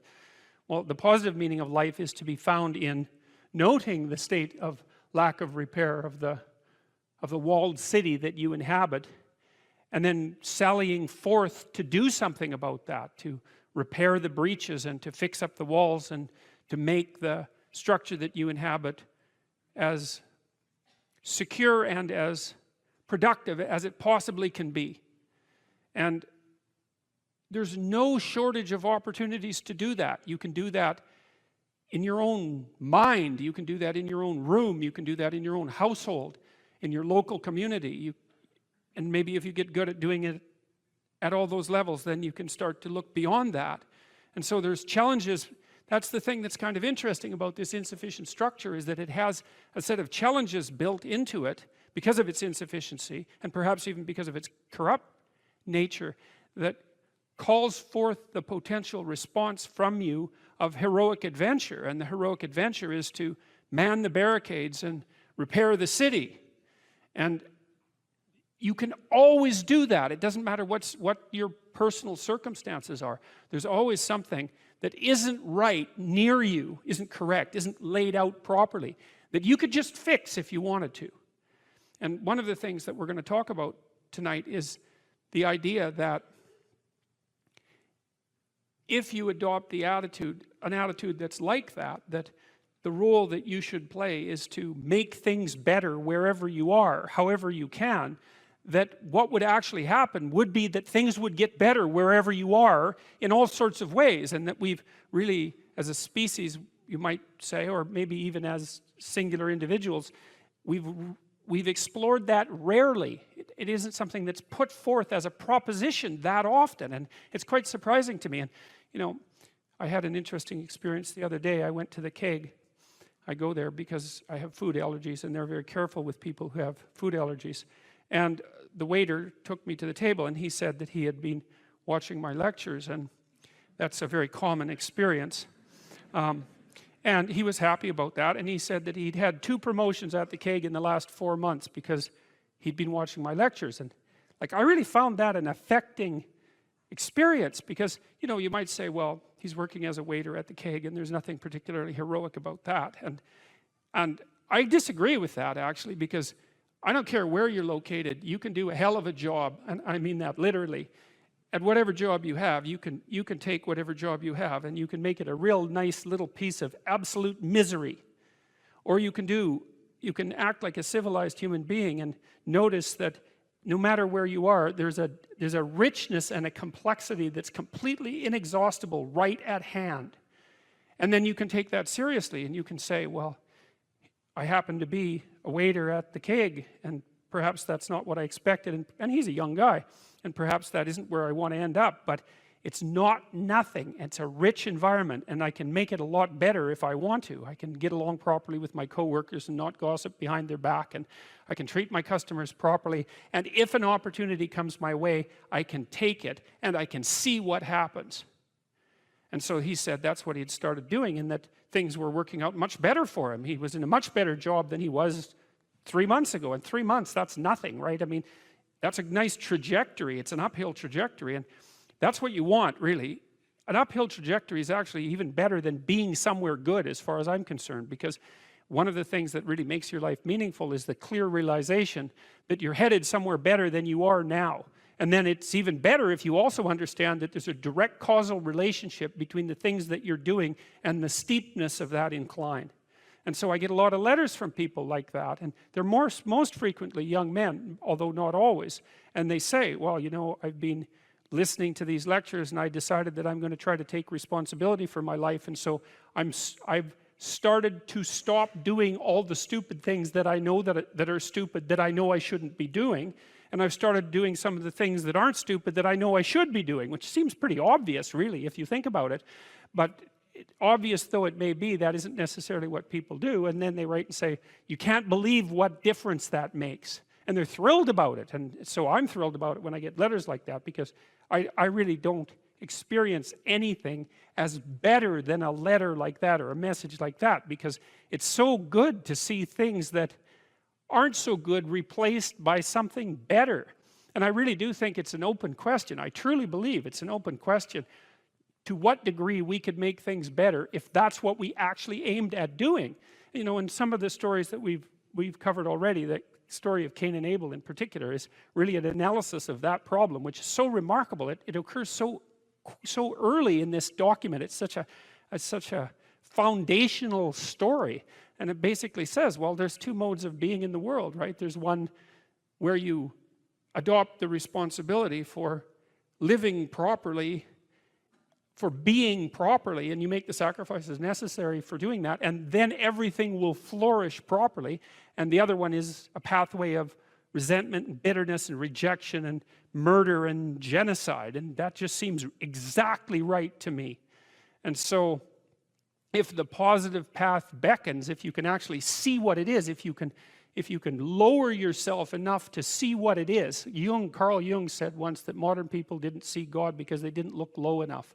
It's a phrase I really, really like, because people denigrate the opportunities that are right in front of them. And there's no reason to do that, because what's right in front of you is the majesty of being. That's what's right in front of you. It's inexhaustibly complex and full of potential, and there's no reason to assume that wherever you happen to be isn't as good a starting place as anywhere else. Now, you know, I know some people have terrible, terrible lives. They're in situations that are absolutely unbearable. But I also do know that even situations like that can be made a hell of a lot worse by the worst kind of attitude, that's for sure. So anyway, so that's where you are. You're in a damaged structure. You're a damaged structure. You're in a damaged structure. But, you know, at least it's got some walls. You know, you're not being fed to the lions on a regular basis, so that's a good thing. And you can emerge forward, you know, heroically, magically, to confront the chaos that constantly threatens the structure within which you live. And you can free something as a consequence of that. You can learn something. You can strengthen yourself. That's the other thing, because what you're actually made of, in many ways, that what informs you, what you're made of, is what you encounter when you voluntarily encounter the unknown.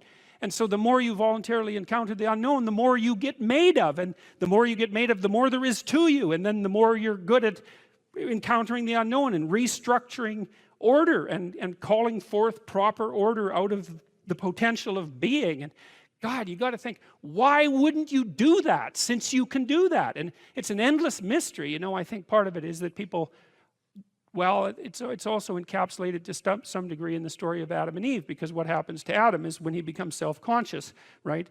He becomes ashamed of himself and regards himself as a lowly sort of creature. And there's endless reasons why people would do that, because of course we're rife with imperfection, and so he hides from God. And I think that's actually the answer to the conundrum, which is that people don't aspire to the highest good because they're deeply ashamed of themselves and their weaknesses and their insufficiencies. And so that's not the only reason. I mean, there's the desire to avoid responsibility, and there's all the negative motivations as well, like resentment and hatred and the desire to make things worse. I don't want to, you know, give us too much of a break, but it's something like that.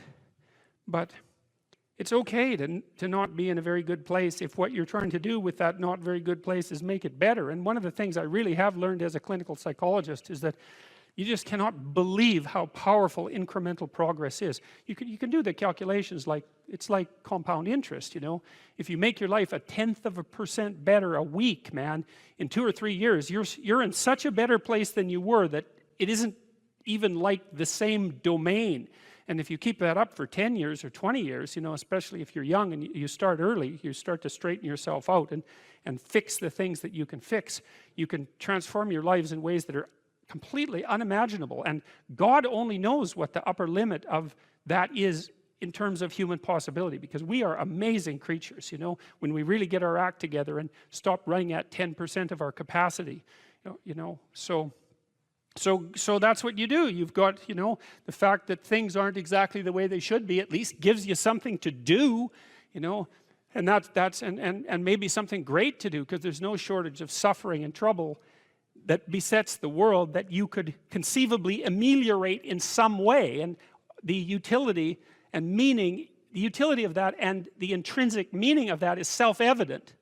So it also makes me curious about nihilism, for example, and despair, because I mean, I understand those emotions, I understand them deeply, and the intellectual mindset that goes along with it, but they just seem beside the point to me in some sense, because there are so many things that need doing that all you really have to do is open your eyes and look at them and then decide that you're actually going to do something about them. And you might think, well, what's within my scope of influence is so trivial that it's not worth doing. It's like, it won't stay trivial for long if you do it.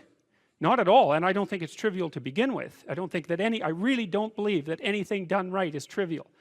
And my experience in my life has been that anything I actually did paid off. It didn't pay off necessarily in the way that I expected it to pay off. That's a whole different story.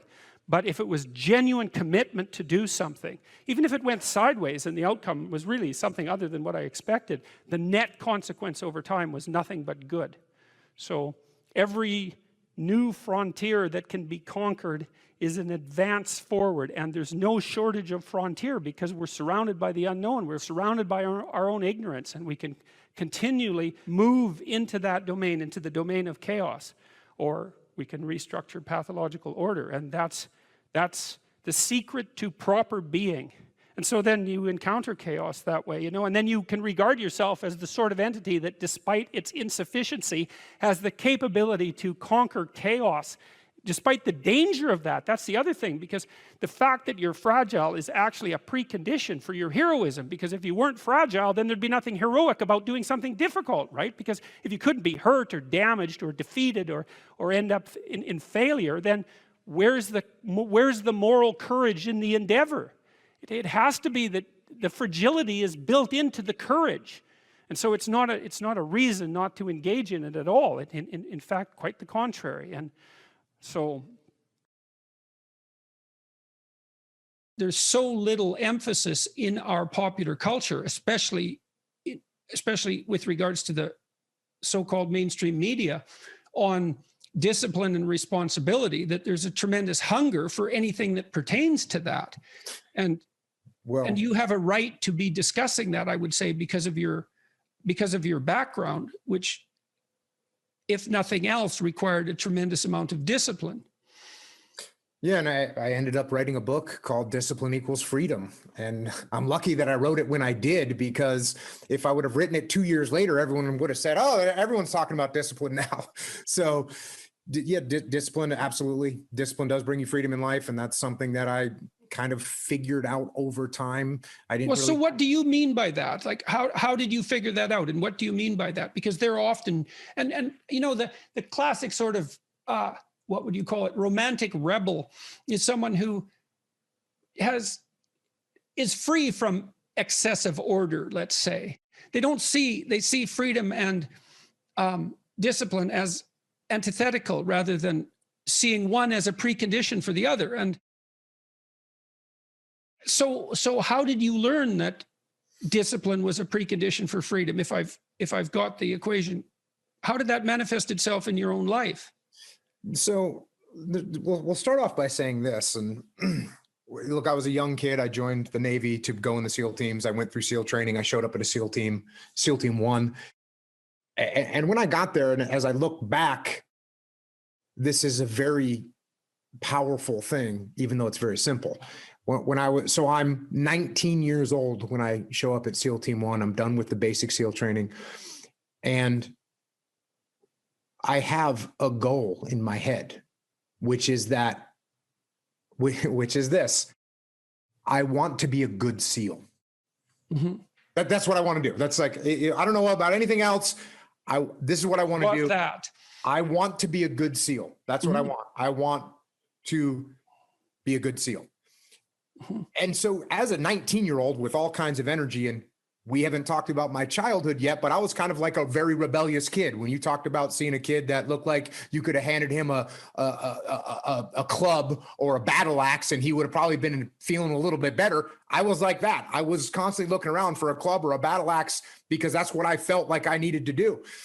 And it was beautiful because I was running around the woods as a young kid playing Army. And I just went and actually played Army. That's what I ended up doing. So I never really had to force myself into some mold that I didn't want to be into. So I got to SEAL Team 1, and now I just want to be a good SEAL. That's what I want. And so now that starts steering some of my decisions. And for the most part, it steered my decisions in a decent direction. Now, there were some times where, as I look back now, what I thought was a good SEAL was a little bit off, but luckily it wasn't 180 degrees off. It might have been off 30 degrees or 40 degrees. Right. And as I got older and more mature and I figured out more about what that ideal should look like to me, and I could keep chasing that ideal, that was good. But even to be a 19-year-old kid with a 70 or 80 degree corridor to move forward in is not a bad thing. No, it's a gift. It's a gift. Exactly. Mm-hmm. So then I'm looking around at other SEALs that were older than me and more senior to me and trying to figure out which one of those guys is a good SEAL. Yeah. And what I realized was that the guys that were working harder, for the most part, were good SEALs. Now there's just some people that are just way talented. Right. And they could show up, 3 minutes before a run or 3 minutes before we do a shooting competition, and they could just walk through it. No problem. Right. And that's great for them. It wasn't me. I'm not that great at anything, but I saw other guys that might not be great at anything either, but they worked hard. They showed up to work early. They did the drills that they were supposed to do. They had discipline. Mm-hmm. And when you have has amalgamated statistics, and I hope I get this right, but it's approximately correct. If you work 10% longer hours, you make 40% more money. Right. And so, and I think your comments about talent are also dead on. It's like in any field of enterprise, there are people who are phenomenally gifted.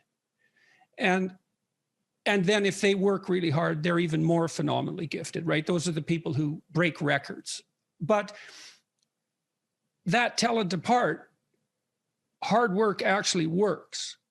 And with virtually everything, it might not make you the best at whatever it is you're pursuing, but it will certainly make you better than you are. And then I have this new book. I hope you got a copy, because did you get a copy? Okay, so I'm bringing it up for a particular reason. I have a chapter in this book called, there's two that are relevant. Imagine who you could be and then aim single-mindedly at that. That's one. And then the course, or what would you call it? A complementary chapter is work as hard as you possibly can on one thing and see what happens. And that's also predicated on this idea that discipline is a precondition to freedom.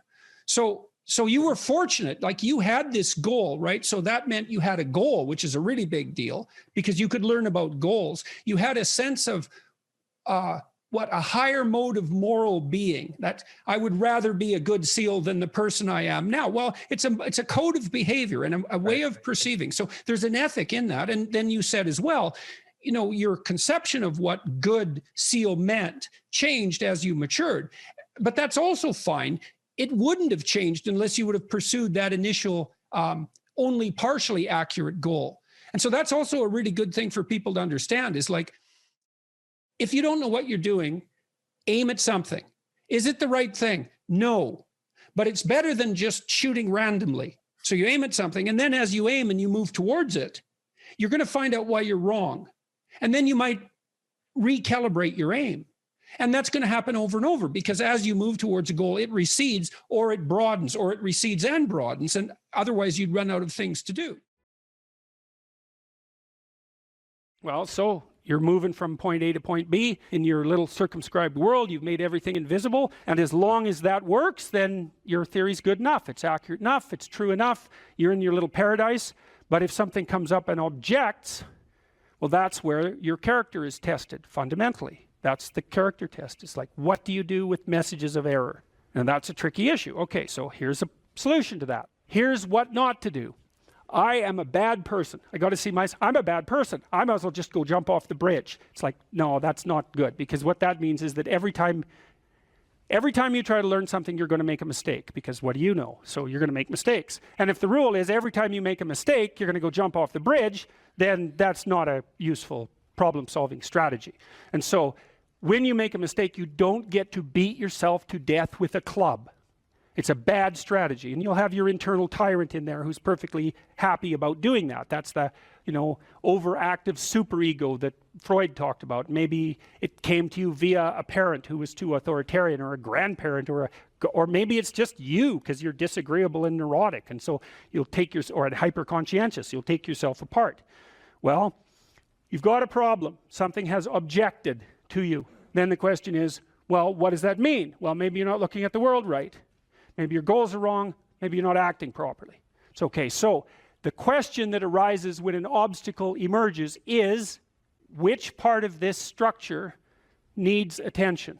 And the first answer can't be all of it, which is why when you're arguing with someone in an intimate relationship and you're angry at them and you want to win, which is a big mistake, you want to win, you say, well, this is what you're like. Here's another 10 examples of how you've done that in the past, and I can enumerate more of them if you'd like.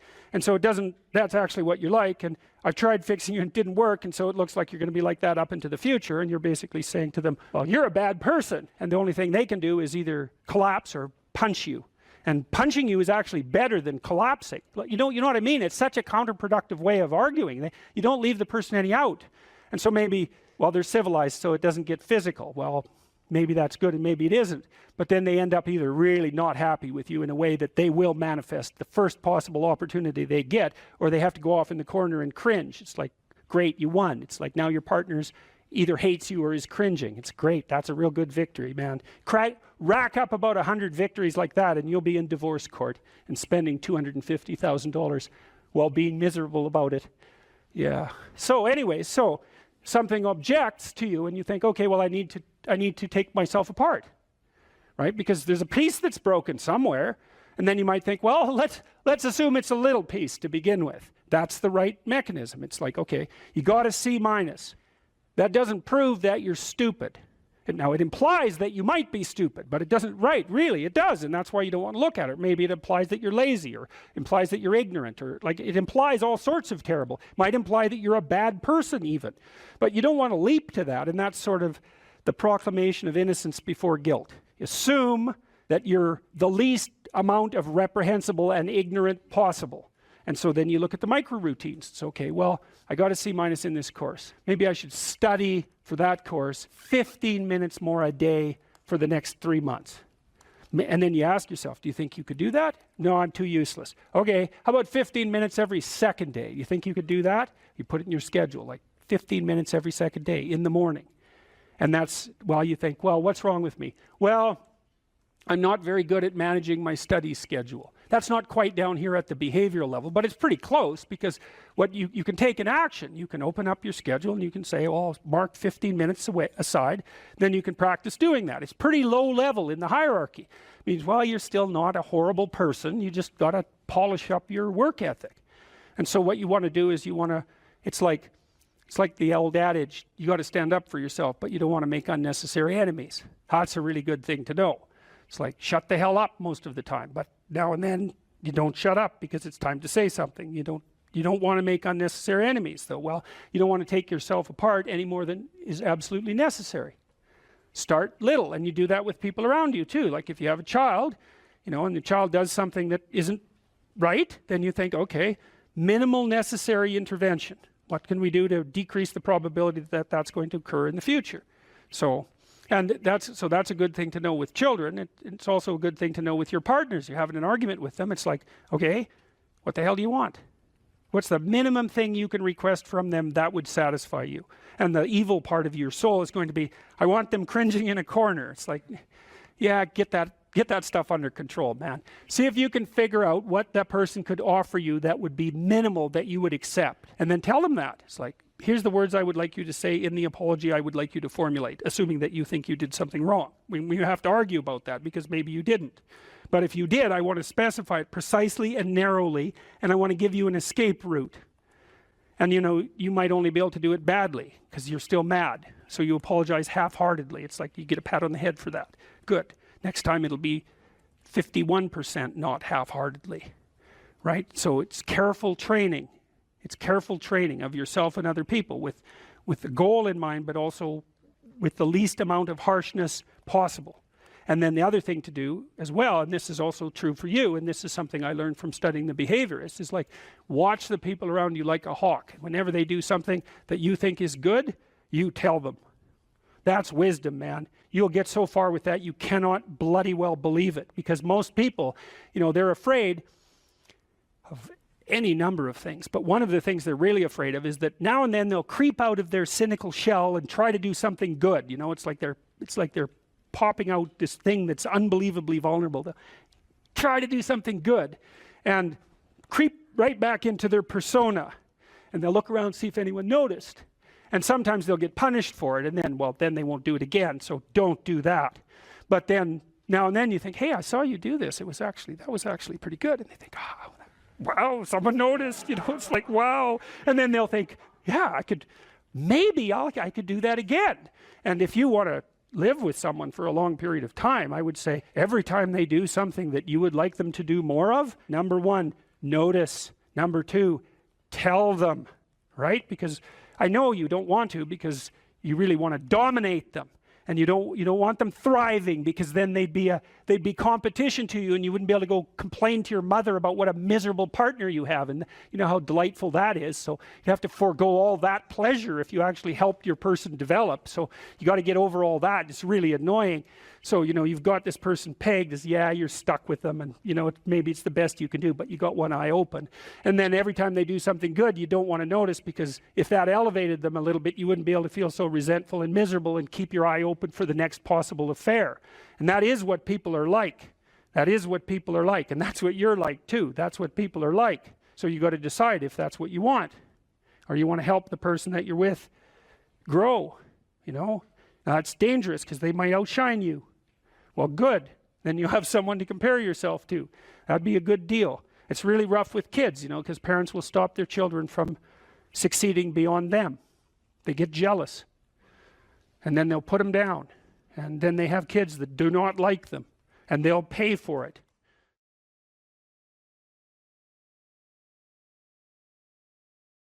Put yourself together. And then maybe if you put yourself together, you know how to do that. You know what's wrong with you, if you'll admit it. There's a few things you could polish up a little bit, that you might even be able to manage in your insufficient present condition. And so you might shine yourself up a little bit, and then your eyes will be a little more open, then you can shine yourself up a little bit more, and then maybe you could bring your family together instead of having them be the hateful, spiteful, neurotic, infighting batch that you're doomed to spend Christmas with. So then you fix yourself up a little bit, and then you got to figure out, well, can you figure out how to make peace with your idiot brother? And probably not, because he's just as dumb as you, so how the hell are you going to manage that? And so then maybe you get somewhere that way, and your family's sort of functioning, and you find out, well, that kind of relieved a little bit of suffering, although it reduced the opportunities for spiteful revenge, and that's kind of a pain in the neck. And so then you get your family together a little bit, and you're a little clued in then, at least a bit, because you've done something difficult that's actually difficult. You're a little wiser, and so then maybe you could put a tentative finger out beyond the family and try to change some little thing without wrecking it. So, and that's the other message of the West. It's like, how do you overcome the suffering of life? And I'm not saying it's only the message of the West. How do you overcome the suffering of life? Is be a better person. That's how you do it. Well, that's hard. It takes responsibility. And I think, you know, if you said to someone, you want to have a meaningful life? Everything you do matters. That's the definition of a meaningful life. But everything you do matters. You're going to have to carry that with you. Or do you want to just forget about the whole meaning thing, and then you don't have any responsibility, because who the hell cares? And you can wander through life doing whatever you want, gratifying impulsive desires for how useful that's going to be. And you're stuck in meaninglessness, but you don't have any responsibility. Which one do you want? Well, ask yourself, which one are you pursuing? And you'll find very rapidly that it isn't the majority of your soul that's pursuing the whole meaning thing, because, well, look what you have to do that. You have to take on the fact that life is suffering. You have to put yourself together in the face of that. Well, that's hard. Christ, it's amazing people can even do it. I'm stunned every day when I go outside, and it isn't a riot with everything burning. There's all these ruined people out there. They've got problems like you can't believe. Off they go to work and do things they don't even like, and look, the lights are on. It's a miracle, and we're so ungrateful. College students, the postmodern types, they're so ungrateful. You know, they don't know that they're surrounded by just a bloody miracle. It's a miracle that all this stuff works, that all you crazy chimpanzees that don't know each other can sit in the same room for 2 hours sweltering away without tearing each other apart, because that's what chimps do. Anyways, so I got to the bottom of some things, at least as far as I can tell, so I told you what the bottom is, and then I got this idea about what you might do about it, which isn't my idea. It's an old idea. It's far older than Christianity. It's old. It's the oldest story of mankind. Get yourself together. Transcend your suffering. See if you can be some kind of hero. Make the suffering in the world less. Well, that's the way forward, as far as I can tell, if there is any way forward. Live without it. Assuming you want to get better, there's usually something you can figure out that would constitute a step towards some sort of concrete goal.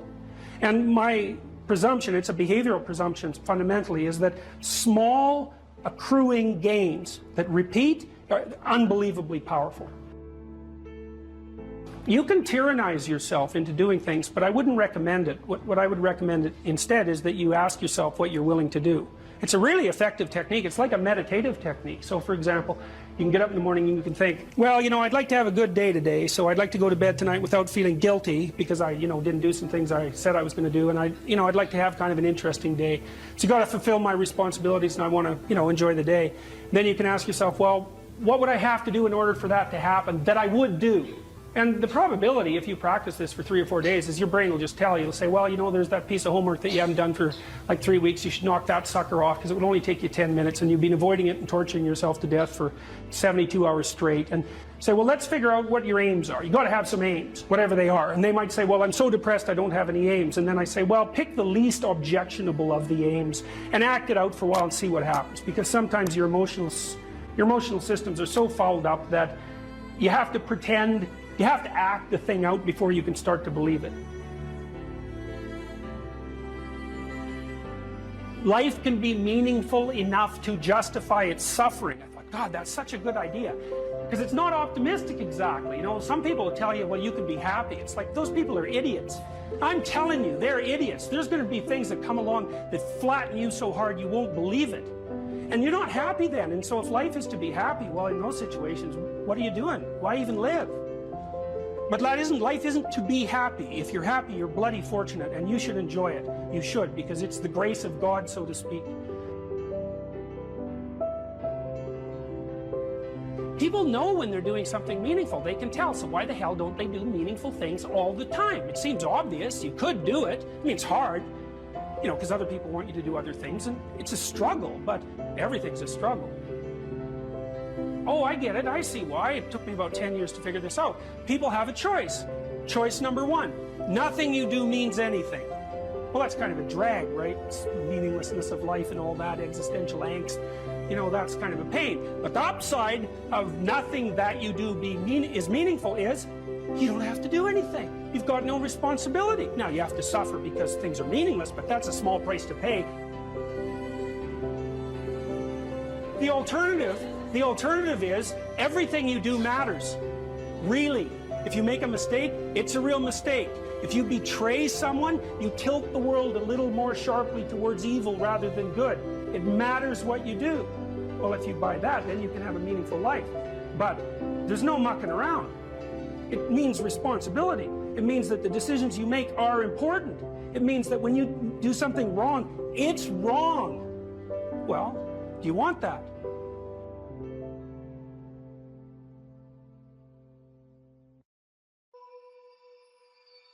We should make a very clear distinction here that often when people are embittered and resentful and feel like they're victims, it's because really awful things have happened to them. Now, not always, but often.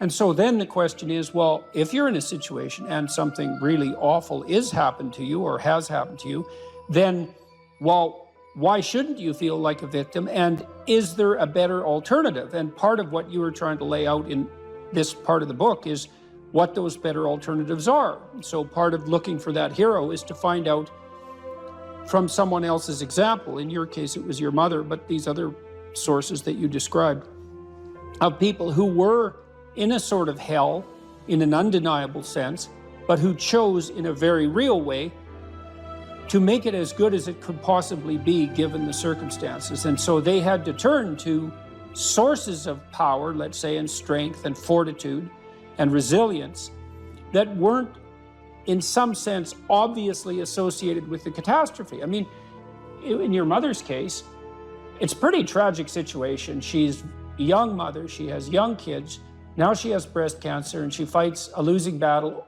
over a period of 5 years. That's pretty bad. And then you have to ask yourself, given that that's obviously pretty bad, how is it even possible that someone could handle that with not only grace and courage, but the kind of grace and courage that leaves their children with an immovable sense of the ability to prevail in the face of the deepest adversity? I mean, that's really something. You said here, thousands have come before you and they did just fine. So quit your complaining. And it's not because you have nothing to complain about. That's not the case. It's that that's not the right approach. The fact is, and this is such an optimistic fact, as well as a judgment in some sense, the fact is that if someone else can do it, so can you. And that's something, right? If you're reading about the great heroes in history, people who are in these terrible situations, and you see someone rise to the occasion, and then you can say, well, that was a person who did that, and I'm a person, and so maybe I have that capacity too, even though I don't know how to approach it. And then some of the rest of your book, much of the rest of your book, I would say in some sense is a guide to help people figure out how they could approach that. One of the things you point out first is, well, notice who you admire.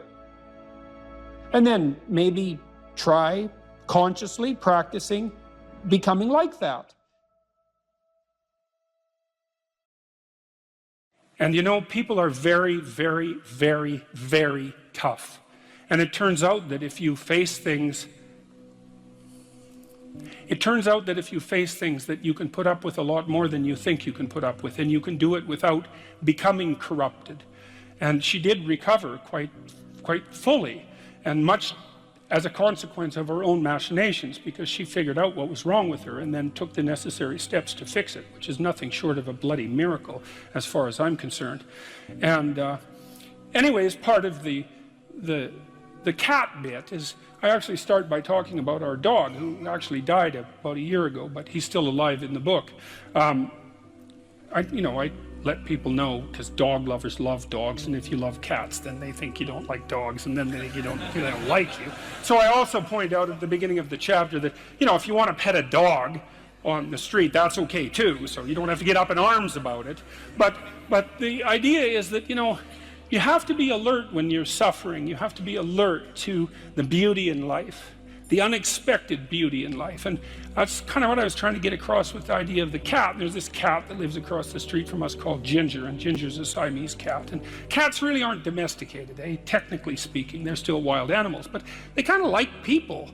God only knows why, but they do, And so Ginger will come wandering over, and our dog looks at her, but they're friends, and she rolls over on his back, and Seiko used to, nose her a bit, and then she'd kind of mosey over and let you pet her if she was feeling like it that day. And, you have to look for that little bit of sparkling crystal in the darkness when things are bad. You have to look and see where things are still beautiful and where there's still something that's sustaining. And, you narrow your time frame and you be grateful for what you have, and that can get you through some very dark times, and maybe even successfully if you're lucky. But even if unsuccessfully, then maybe it's only tragic and not absolute hell.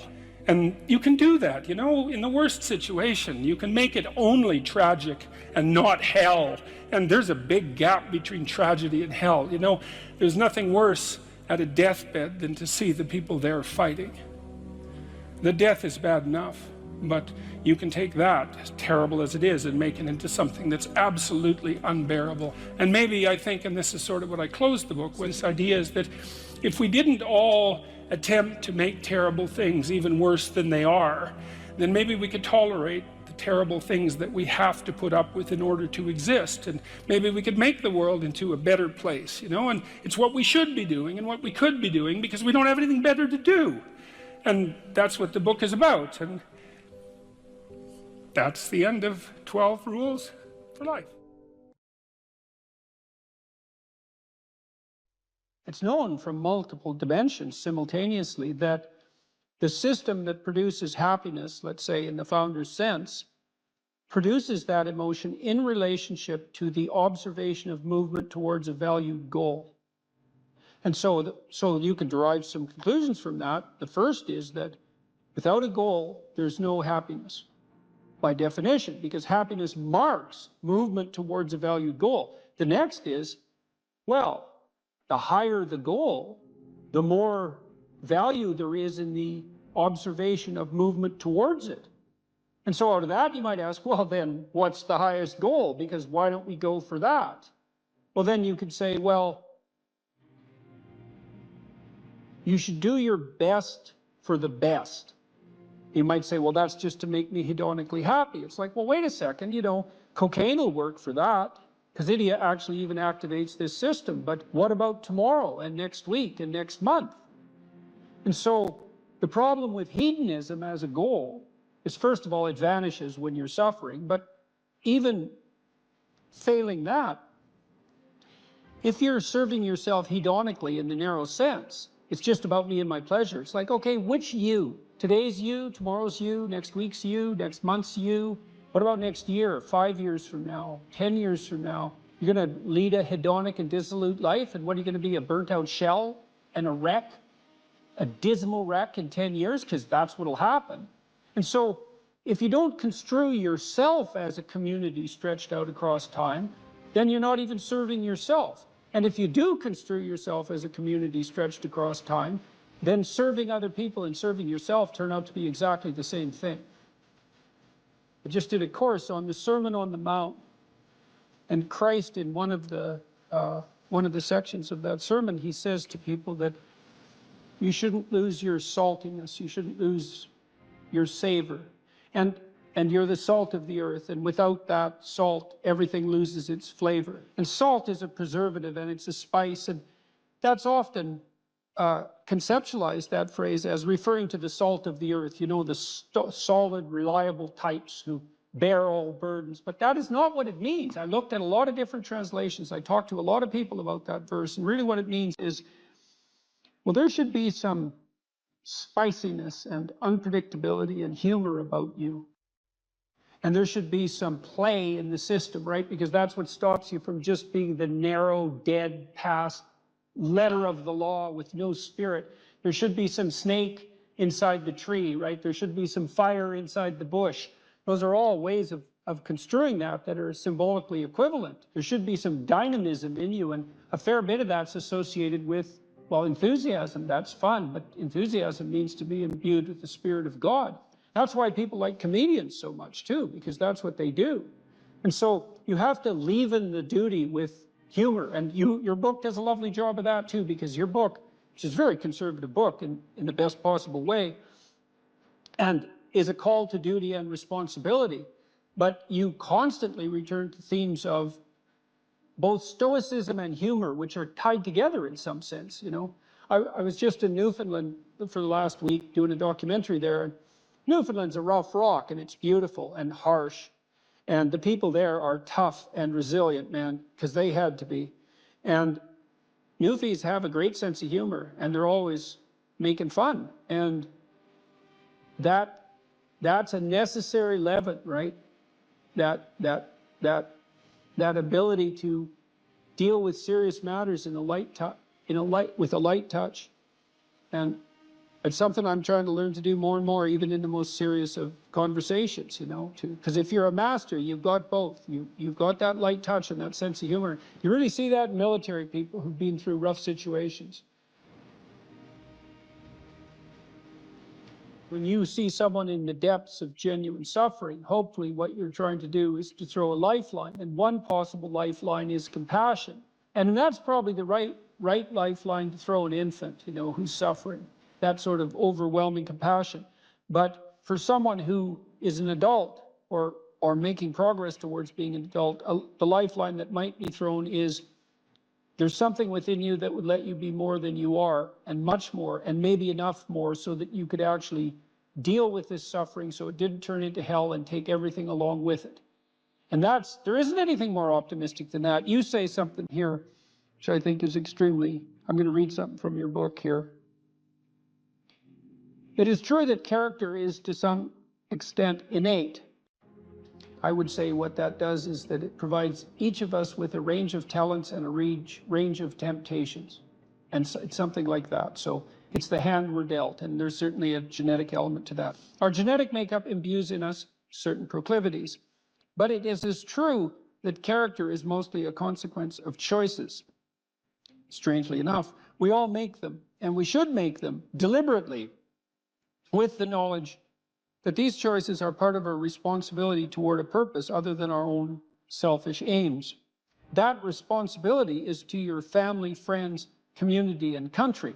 That's something that conservatives put forward as a pathway to virtue, you know. And what's so interesting about that, as far as I'm concerned, as an antidote to atomistic liberalism, let's say, that hyper-privileges the individual, is that it's definitely been my observation as a clinical psychologist that in the depths of misery, the capability that you have to be of service to other people, your family, your friends, your community, your country, that's actually a saving grace under such circumstances.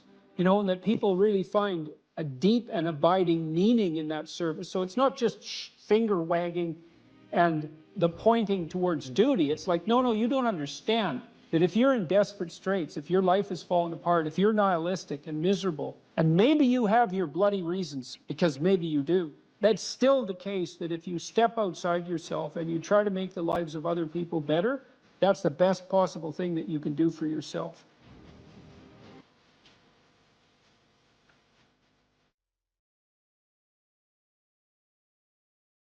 I wouldn't consider myself either naive or a particularly optimistic person. I don't think I'm either of those.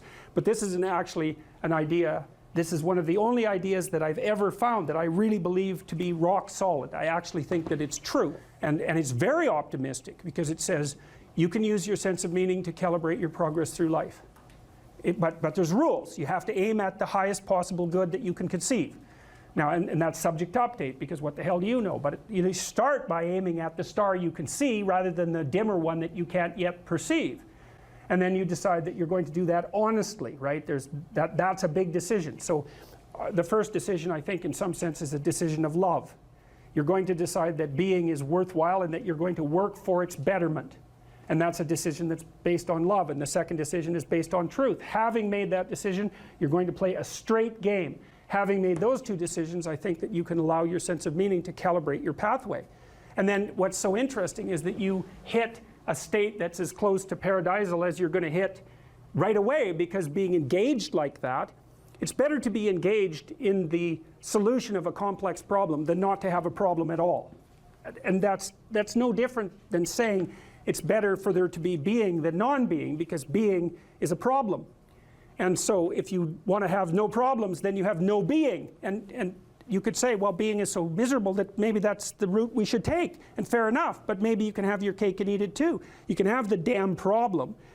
It can be a problem worth solving, and you can be so engaged in solving the problem that it justifies the fact that the problem exists.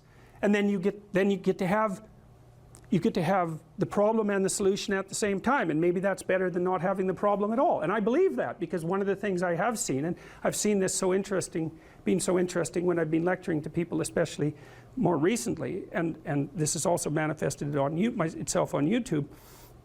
I'm talking to people a lot about responsibility, and it's young men in particular that seem to be responding to that. And I think that's partly because I think that young women, in some sense, have their responsibility map already laid out for them.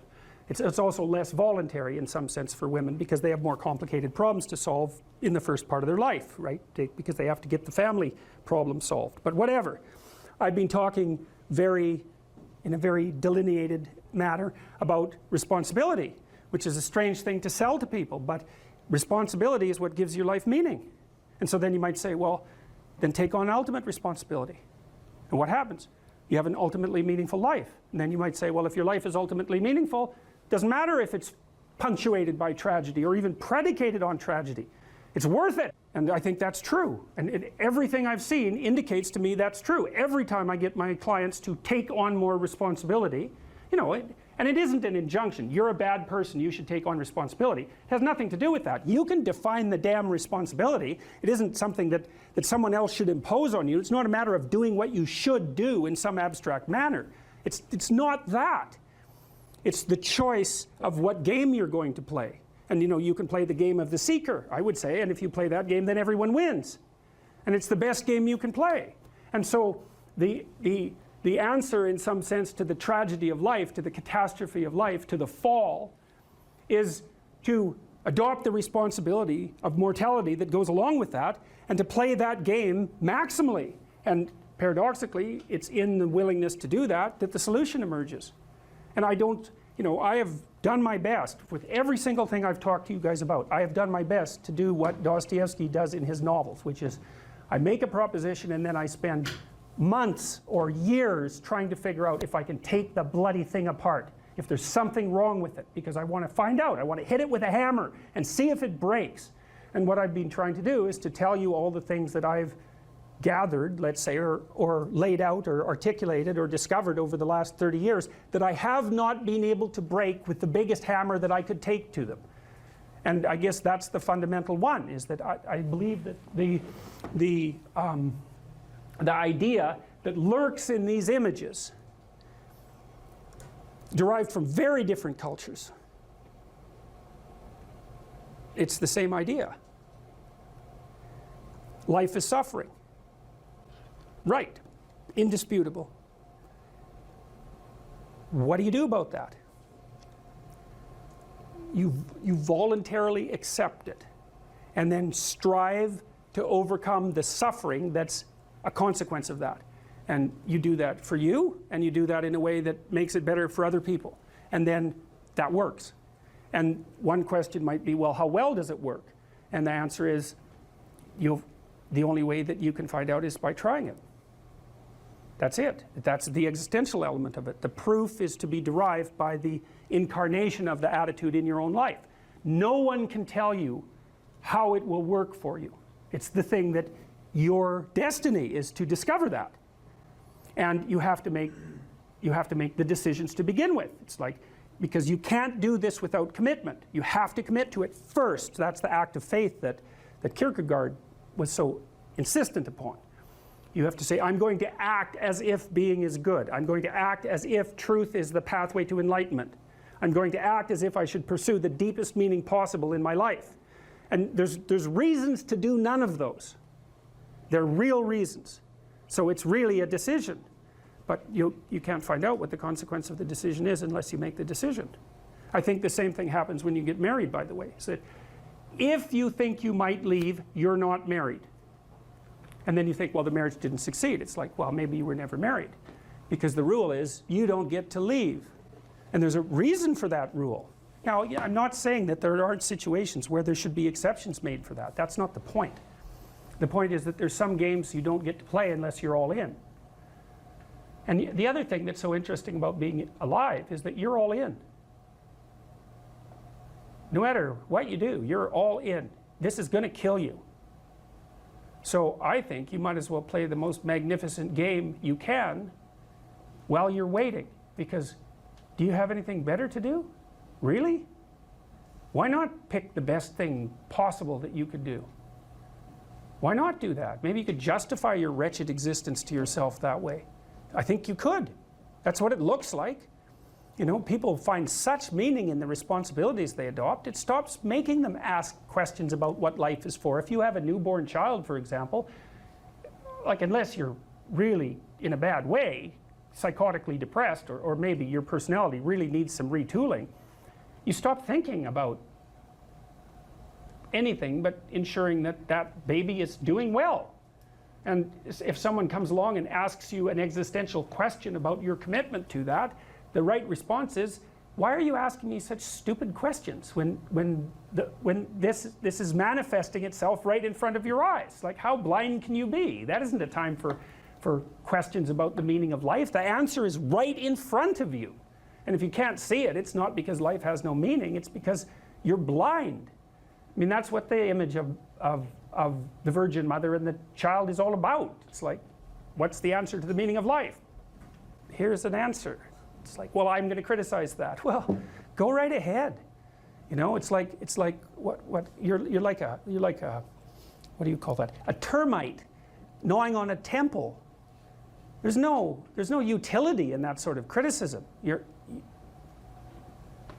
It's blindness. And it's the same thing with regards to the path of the hero. It's like it glistens in front of you and you can criticize it. It's like, fine. Put the cart before the horse and see how far you get.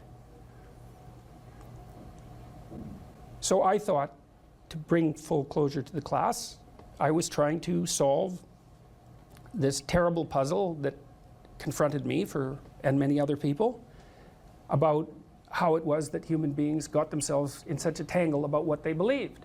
Such a tangle that we were pointing the ultimate weapons of destruction at one another, which, by the way, we are still doing. And I thought, okay, well, I understand that. We need our belief systems. They orient us. And that means there will be conflict between belief systems, and that can be a catastrophe. And that's being played out everywhere, again, in very many ways. What's the solution to that? Well, one possibility is there's no solution. It's just mayhem all the way around. Could be the case. But it seemed to me, as I delved into it, that the proper solution to that was to live properly as an individual, because you're more powerful than you think. Way more powerful than you think. I mean, God only knows what you are in the final analysis. You're blind to your own weaknesses, but you're also blind to your own strengths. And so then I think, well, if you got your act together, it'd be better for you, and instantly it would be better for your family, assuming they wanted you to get your act together, and not everyone does, and then it would be better for the community. It's like, how far could you take that? If you stopped wasting time, and if you stopped lying, and if you oriented yourself to the highest possible good that you could conceive of, and you committed to that, how much good could you do? Well, I would say, why don't you find out? So that's what I think you should do. You should find out. You don't have anything better to do. And there's nothing in it, as far as I've been able to tell, there's nothing in it but good.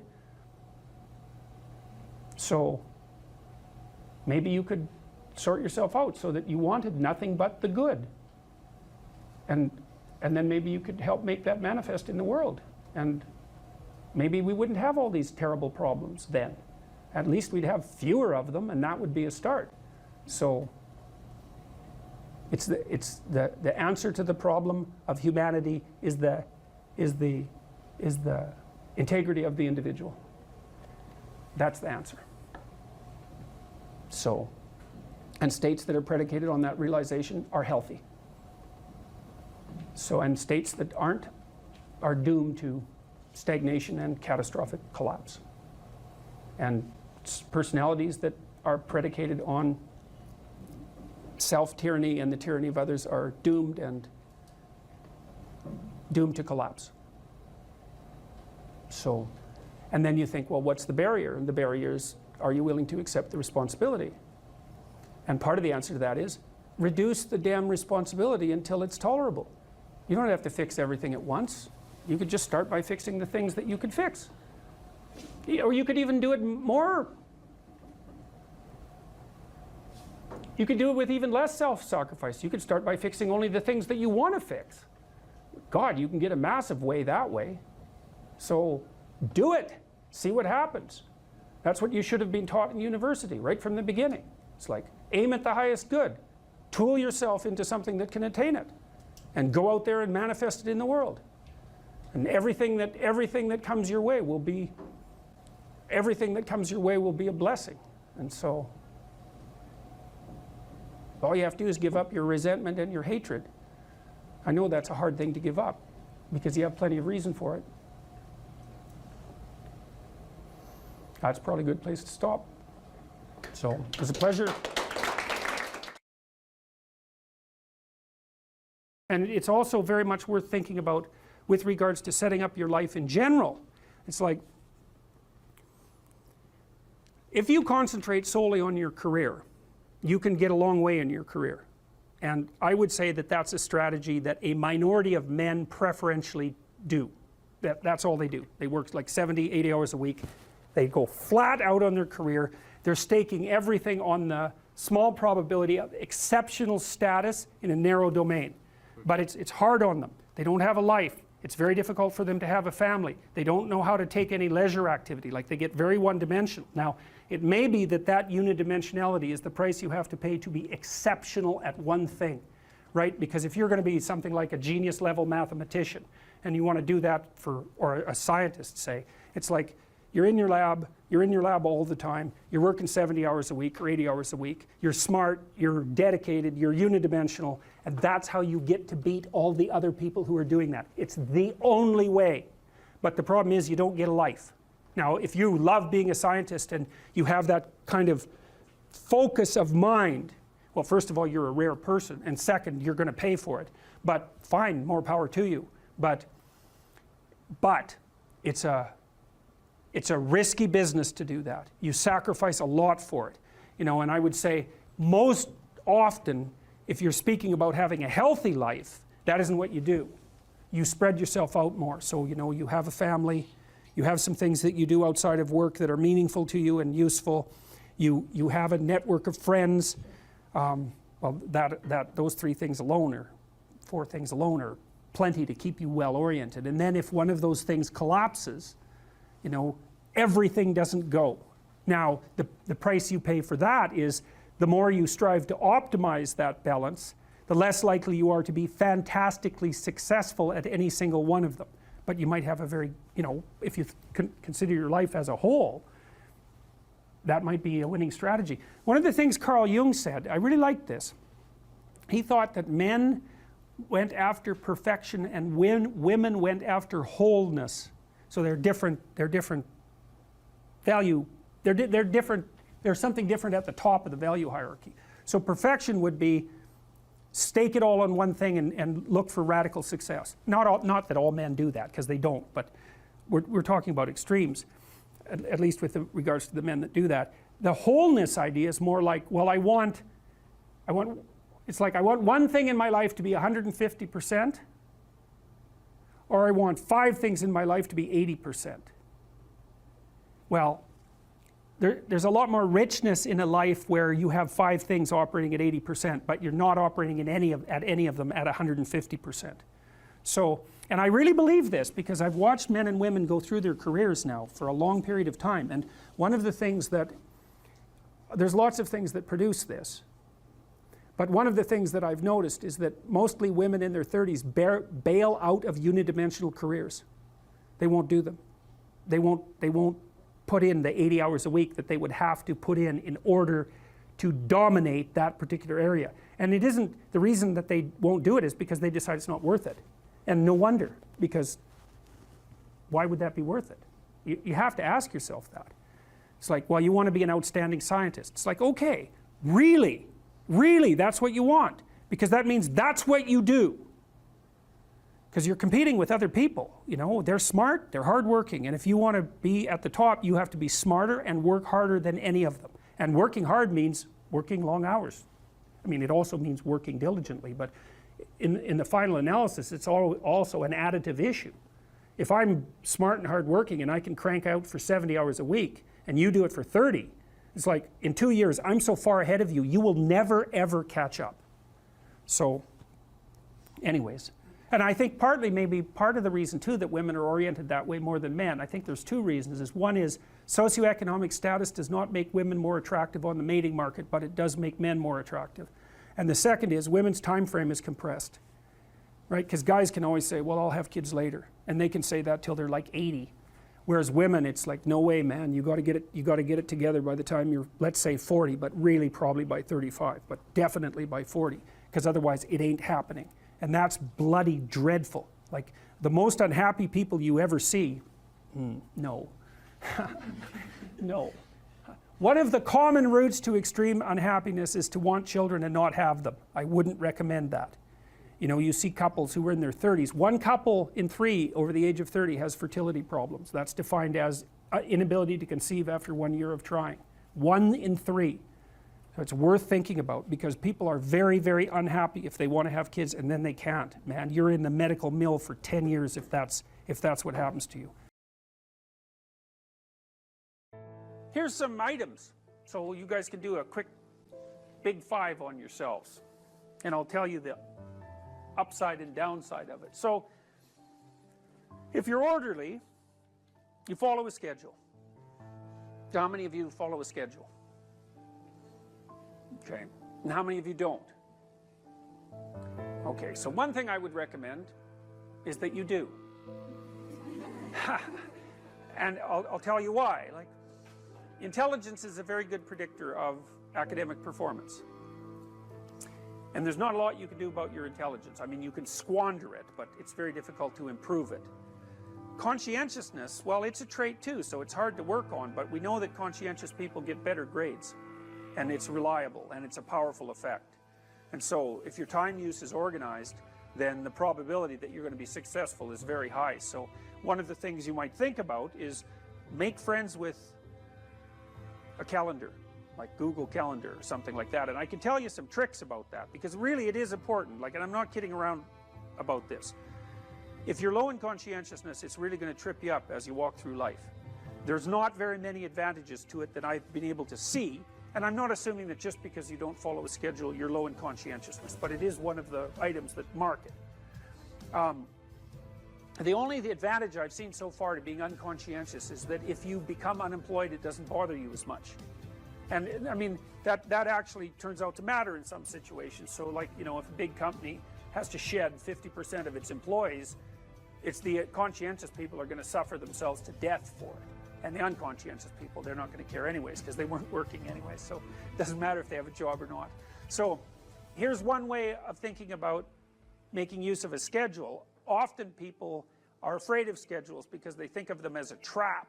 You know, you make a schedule and it's like this little prison that you have to live inside, and you know, and all you're doing in your schedule is putting down things you have to do or should do, and so, you know, there's not a lot of fun in that. And so not only is it a trap or a prison, but it's kind of an unpleasant one. But a way to work with the schedule in a lot more sophisticated way is to think, well, I'm going to plan the next week, say, because you plan it day by day, but we'll take the week as the unit level of analysis and think, well, I'd like to plan a week I'd like to have. And then your schedule all of a sudden becomes a tool for increasing the quality of your life. And that's a whole different issue, you know, because you might think, what's the emotion that you suffer, assuming you suffer one of these emotions, if you have an essay that's due and you're not doing it? Like, would you regard that as a pleasant emotion or unpleasant emotion? Okay, so do you think you can characterize the unpleasantness? Like, what kind of emotion is it? It's guilt, okay. Anything else? Frustration? Yeah, so you're sort of frustrated with yourself. Yeah, you need a slap, right? You think, I need a slap. So, okay, so guilt, anything else? Anxiety? Restlessness? So that's kind of an agitation. Yeah, it's because your body knows you should be doing something, but you know, you're not pointing it in the right direction, so it's shame? Is that reasonable? So, okay, so the reason I was asking you about that is because, you know, most of the negative emotions are associated with neuroticism, but some of them seem to be associated with conscientiousness. And the conscientious negative emotions seem to be guilt and shame, fundamentally. And so recent research, and really recent, I only got this paper like a week ago, I think it's about 4 months old, seem to indicate that conscientious people feel less guilt, but they're more guilt prone. So if they don't do something, that makes them guilty, but they organize their time so they are doing the things they're supposed to do, so then they don't feel guilty. So anyways, back to the schedule. So, all right, you think about your week and you think about your day, and you think, well, how would you improve the quality of a given day or a given week? Well, one of the ways of improving it is to not put yourself into the situation where there are things hanging over your head that you have to feel guilty and ashamed about, because that's a very unpleasant way of being. And you know, if you have an essay that's due in a week and you're procrastinating, then the fact that you have to do that essay can ruin the whole week. And even when you're doing something that's positive, hypothetically, it's kind of that horrible kind of positive that you experience when you know that you should be doing something else. And so that's when you end up watching YouTube videos about like dancing cats or something like that. You know, and it's at best it's a guilty pleasure. It's not a pleasure at all. You think like, what the hell am I doing watching videos of dancing cats, you know? But then you know that you're procrastinating, and that's low quality, very low quality existence. So if you use your schedule, you can think, okay, well, here's some times that I'm going to do this work. And then you can also sort of ask yourself about that when you're designing your schedule. Because you don't want to design a schedule like you're Adolf Hitler telling yourself what to do, you know, because you're not going to comply with it then. What you have to do if you're going to design a schedule is you have to ask yourself, all right, I'm going to set aside some time to study over the next week or to do this essay or whatever it is. How much time would I actually spend studying? An hour or two a day might be a worthwhile thing to schedule in, and I would say don't schedule in more than that to begin with, because then you'll fail and then you'll stop using the schedule. And so the other thing you want to do is you want to schedule in things that you want to do, and then you want to look at the day or the week and you want to think, hey, that's a week I'd like to have. If I had a week like that, it would be good. You know, I'd be caught up so that all that negative emotion doesn't have to accrue. And I would have done a bunch of things that I'm interested in doing, and at the end of the week, I'd be in better shape than I was at the beginning. And if you treat a schedule like that, so that what you're using it is to design the days and weeks that you want to have, instead of using it as this little, you know, jail that you have to put yourself in that you're not going to do anyways, then you can learn to use them. And that's one thing you can do to make yourself more industrious, more conscientious. Follow a schedule. I've told people to learn to use a schedule, and people often hate schedules because they act as their own tyrants, right? They say, well, you have to do this unpleasant thing, and then here's another unpleasant thing you have to do, and then you have to do this unpleasant thing, and you do that for about 3 days, and you think, to hell with this, I'm not doing that, you know, and you fall off the wagon. That isn't what you're supposed to do with a schedule. You're supposed to use it to design the days that you would like to have if you were taking care of yourself. And so some of that is, you know, you wake up in the morning and you think, here's 5 things I have to do that if I don't do, my life will be worse. It's like paying bills, for example, or taking out the garbage. It's like you have to do those because otherwise things degenerate. So you got to put some of those in the schedule, because otherwise tomorrow is worse than today, and that's a bad trajectory. But you also want to build in things, you know, you've got to act in some sense like you're dealing with a relatively recalcitrant 9-year-old. It's like, so, well, here's some things you have to do, but here's some things that if you do, you could reward yourself with. And if you get the balance there between obligation and reward right, then you'll find that you're motivated to do the things. And that's what you want to do. You want to do that so it's sustainable across days and weeks and months.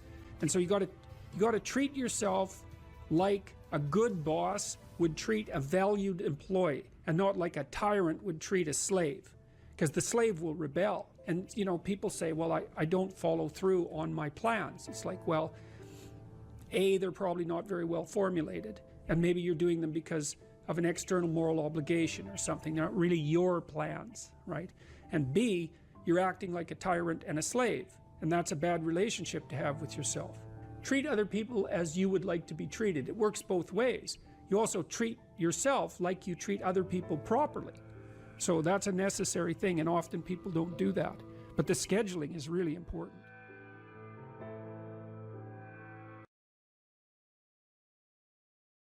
One of the things Solzhenitsyn said about hedonism, he said, the doctrine that life is for happiness is invalidated by the first sound of the jackboots kicking into your door. And so then the question is, well, what do you do in the face of suffering when your philosophy is hedonic, is hedonistic? And the answer is collapse. And that means that happiness as an aim is shallow and weak. It cannot withstand suffering. Obviously, because when you're suffering, you're not happy. And if the purpose of life is to be happy, then suffering, when you're suffering, your life has no meaning. And then if you're suffering and there's no meaning in the suffering, then you're really suffering. That's really hell. But then you think, and this is something that's really heartened me. I talk to my audiences, especially to the young men. I say, look, first of all, don't aim at being happy, because that's just not going to work, especially when the storms come and barbarians are beating at the gate. You can just forget about that. And there's going to be times in your life where you're suffering so much you can't believe it. And so you're going to need something a hell of a lot more robust than happiness to get you through that. And then you might say, well, what's more robust than happiness? Or maybe even what's more robust than pain? And then you could say, well, how about adventure?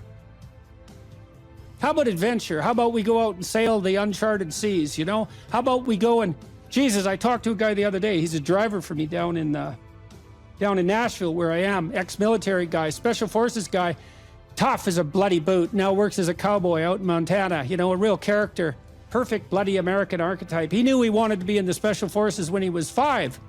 So I talked to him for like half an hour trying to figure out what motivated him, you know? And he told me probably 10 stories about his life, all very colorful and deep anecdotes, battle and rescue and physical privation and discipline. And every 10 minutes he said, I was looking for a new challenge. And then I was looking for a new challenge. And then I'd already done that, so I was looking for a new challenge. And for him, life was nothing but a sequence of impossible mountains to climb. And that's exactly what he wanted. And that's what I think we all want. You know, in the story of Abraham, when Abraham is perfectly happy in his father's tent, eating peeled grapes and, you know, having his diapers changed, even though he's 80 years old.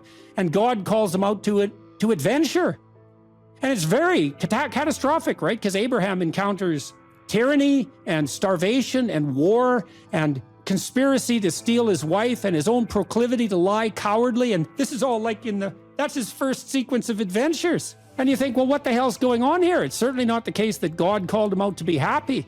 And I think the right moral to draw from that story is that God, so to speak, has called us out for something far greater than mere happiness. So much greater than happiness that happiness pales in comparison.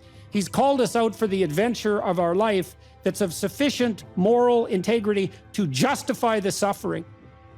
And that's something. And if you tell people that, if you let them know that, you know, well, that makes them stand up and cheer, eh? Because deep in their heart, they know that's true.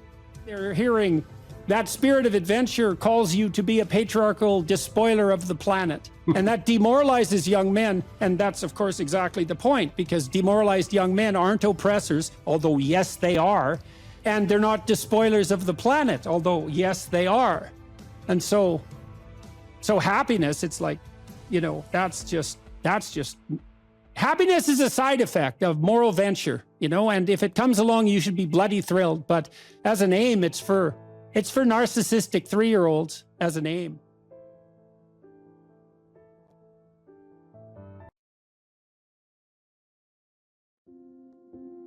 If you could have what you wanted in this moment, and I could deliver it, what would it be? How much of the mess that you see around you would vanish if the mess that you could put straight was put straight? You know perfectly well that if you put your mind to it and you make the proper sacrifices, there are things you can set straight. What advice do you have for a young man in his 20s? Make a plan. Look at what you're interested in. Get disciplined about something. Allow for the possibility that you have something important to contribute to the world, and that the world would be a lesser place without that contribution. Don't be afraid of taking on responsibility. It's where you find what sustains you in your life. You can take on too much responsibility. You have to be cautious in that regard, but that's a less common problem than not taking on enough. A lot of the things that people regard as traps are actually the means to their life. You have to understand that you're not your own servant, so to speak. You're someone that you have to negotiate with, and you're someone that you want to present the opportunity of having a good life to. And that's hard for people because they don't like themselves very much. You have to believe that your action has some redemptive possibility, because why would you do it otherwise? And you might say, well, I kind of believe that. It's like, well, that's not good enough. You know, you kind of got to throw yourself all into it. And what's the cost anyways? It's not like you're going to get out of this alive. So you're pretty much all in, whether you want to be or not. And maybe if you were voluntarily all in, things would be a lot better than they are.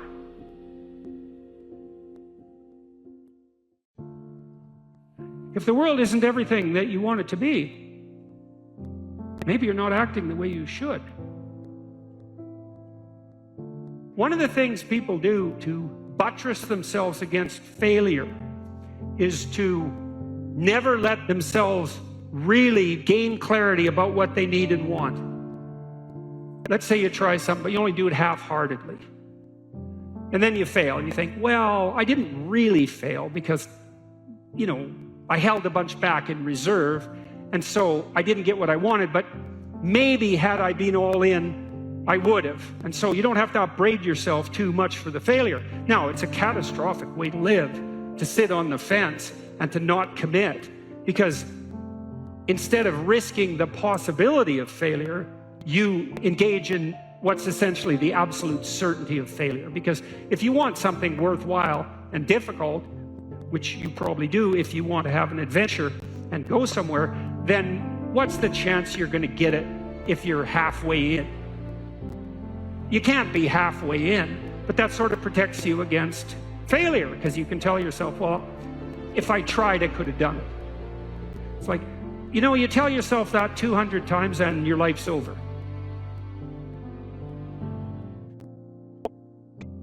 Better have a valued goal, because otherwise you can't get any positive motivation working out. And so the more valuable the goal, in principle, the more the micro processes associated with that goal start to take on a positive charge. And so what that means is, well, you get up in the morning and you're excited about the day, you're ready to go. And so as far as I can tell, what you do is you specify your long-term ideal, you specify your goal. You do that in some sense as a unique individual. You want to specify goals that make you say, oh, if that could happen as a consequence of my efforts, it would clearly be worthwhile. Would it really be so terrible if my life wasn't miserable? Would it be so terrible if I got what I wanted and needed, especially if I was doing that in the best possible way? Well, there isn't anything better to have than a problem that's worth solving, like that's really worth solving, right? And so the more of that you take on, the more you have a reason to get out of bed in the morning, no matter what. Like, I'm getting up, I'm trudging forward. Doesn't matter what I'm suffering from. I've got things that need to be done. They're necessary. And that gives you that sense of purpose that is the antidote to bitterness. So, yeah, there's lots of reasons to, because I've thought for a long time, imagine you have a choice in front of you, because you do. So here's the choice. Your life is either meaningful or meaningless. Okay, so let's go through the meaningless part first. Because you think, well, of course I don't want it to be meaningless. It's like, yeah, just hold on a second. Nothing you do matters. And so impulsive pleasure is the order of the day. No responsibility.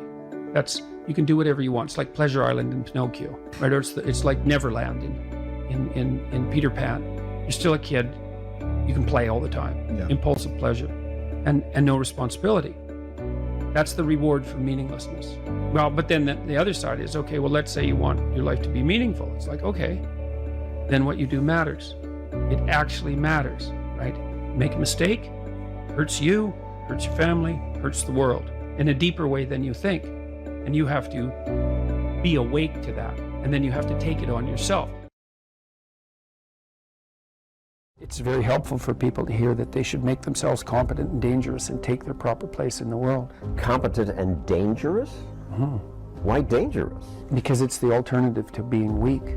And weak is not good. The people who shoot up the high schools, they're weak. They're weak. How is it good to be dangerous? Because it makes you formidable. And life is a very difficult process. And you're not prepared for it unless you have the capacity to be dangerous. That doesn't mean that you should be cruel. It doesn't mean any of that. There's a statement in the New Testament, the meek shall inherit the earth. But the meek isn't well translated. It means something more like those who have swords and know how to use them but keep them sheathed will inherit the world. That's a way better way of thinking about it. You have to be powerful and formidable and then peaceful, in that order. And that's not the same as being naive and weak and harmless, which is what young men are being encouraged to be. It's like, that's a very bad idea. It's a very bad idea. Because naive, weak, and harmless means that you can't withstand the tragedies of life. You can't bear any responsibility. You'll end up bitter. And when you get bitter, then you get dangerous. But one thing I'm not getting, there's a big difference between letting people do something for themselves and saying men should be dangerous. By dangerous, that implies I should be ready to threaten someone, to hurt somebody. No, you should be capable of it. But that doesn't mean you should use it. There's nothing to you otherwise. Like if you're not a formidable force, there's no morality in your self-control. If you're incapable of violence, not being violent isn't a virtue. People who teach martial arts know this full well, right? If you learn a martial art, you learn to be dangerous, but simultaneously you learn to control it. Both of those come together. And the combination of that capacity for danger and the capacity for control is what brings about the virtue. Otherwise you confuse weakness with moral virtue. I'm harmless, therefore I'm good. It's like, no. That isn't how it works. That isn't how it works at all. If you're harmless, you're just weak. And if you're weak, you're not going to be good. You can't be, because it takes strength to be good. It's very difficult to be good. People are afraid of the truth because often if you reveal it, it causes conflict in the moment. Telling the truth is definitely an adventure. Seeking for sure, but also telling. Another way of going about it is to just say what you think and see what happens. That's an adventure, because you don't know what the outcome is going to be. So look, there's this old idea that it's necessary to have faith in the truth. And so here's a way of thinking about that. Someone asks you a question and you might think, well, here's the outcome I want, and so here's how I'm going to answer that question. So that's one way of approaching it. But another way of approaching it is, you ask me a question, I'm going to think about the answer, and I'm just going to tell you what I think. And it doesn't matter what the outcome is, because I'm willing to see what the outcome will be, predicated on the idea that there isn't a better outcome than the one that truth produces. Even if it's harsh and terrible in the short term, and sometimes it is, it's like there isn't a better way of doing it. Now, you might say, well, how do you know that? And the answer is, well, I don't know that. That's why it's an article of faith, because I believe, and I believe this deeply, the being that you produce as a consequence of telling the truth is good, by definition, even though it's harsh and often uncomfortable, because you get in trouble. One of the things that I've really learned recently, or learned to articulate better, is that there's a very tight relationship between aspiration and responsibility. The first question might be, do you need to aspire to something? And the answer is, well, yes, because you have to do something. If you just sit there, you'll die. You can't just sit there. You have to go act out in the world. Okay, so act towards what? Well, that's whatever your aspiration is. You have to have an aim. Okay, well, what should the aim be? Well, it should be something worth doing, let's say. Why do something that you don't feel is worth doing? What do you think's worth doing? Well, if you watch other people and you judge when they're doing something worthwhile, you usually judge them positively if you see that they're taking responsibility, at least for themselves. What, do you want to be completely useless so other people have to take care of you? That's pretty pathetic. And maybe you could get your act together so you're taking care of yourself and your family. And maybe you could even do better than that and take care of yourself and your family and your community. Well, good for you. That's responsibility, and that's an aim. Well, here's one of the things that's cool about that, is that your life doesn't have meaning without aspiration or an aim. Okay, so you need a hierarchy of values. There's got to be something at the top. It's got to be something important. If you don't have that, your life doesn't have any meaning. So if you criticize the hierarchy, or even the idea of hierarchy, you destroy the idea of aspiration, and then people have nothing. Well, that's not helpful. People are built for a struggle and they're built for a weight, and you want to take on a heavy burden voluntarily. See if you can put yourself together. See what you can do out in the world while you're waiting to die. It's an all-in game. It better be worthwhile. You need a family, you need friends. Like, you don't need to have all these things, but you better have most of them. Family, friends, career, educational goals, plans for, time outside of work, attention to your mental and physical health, etc.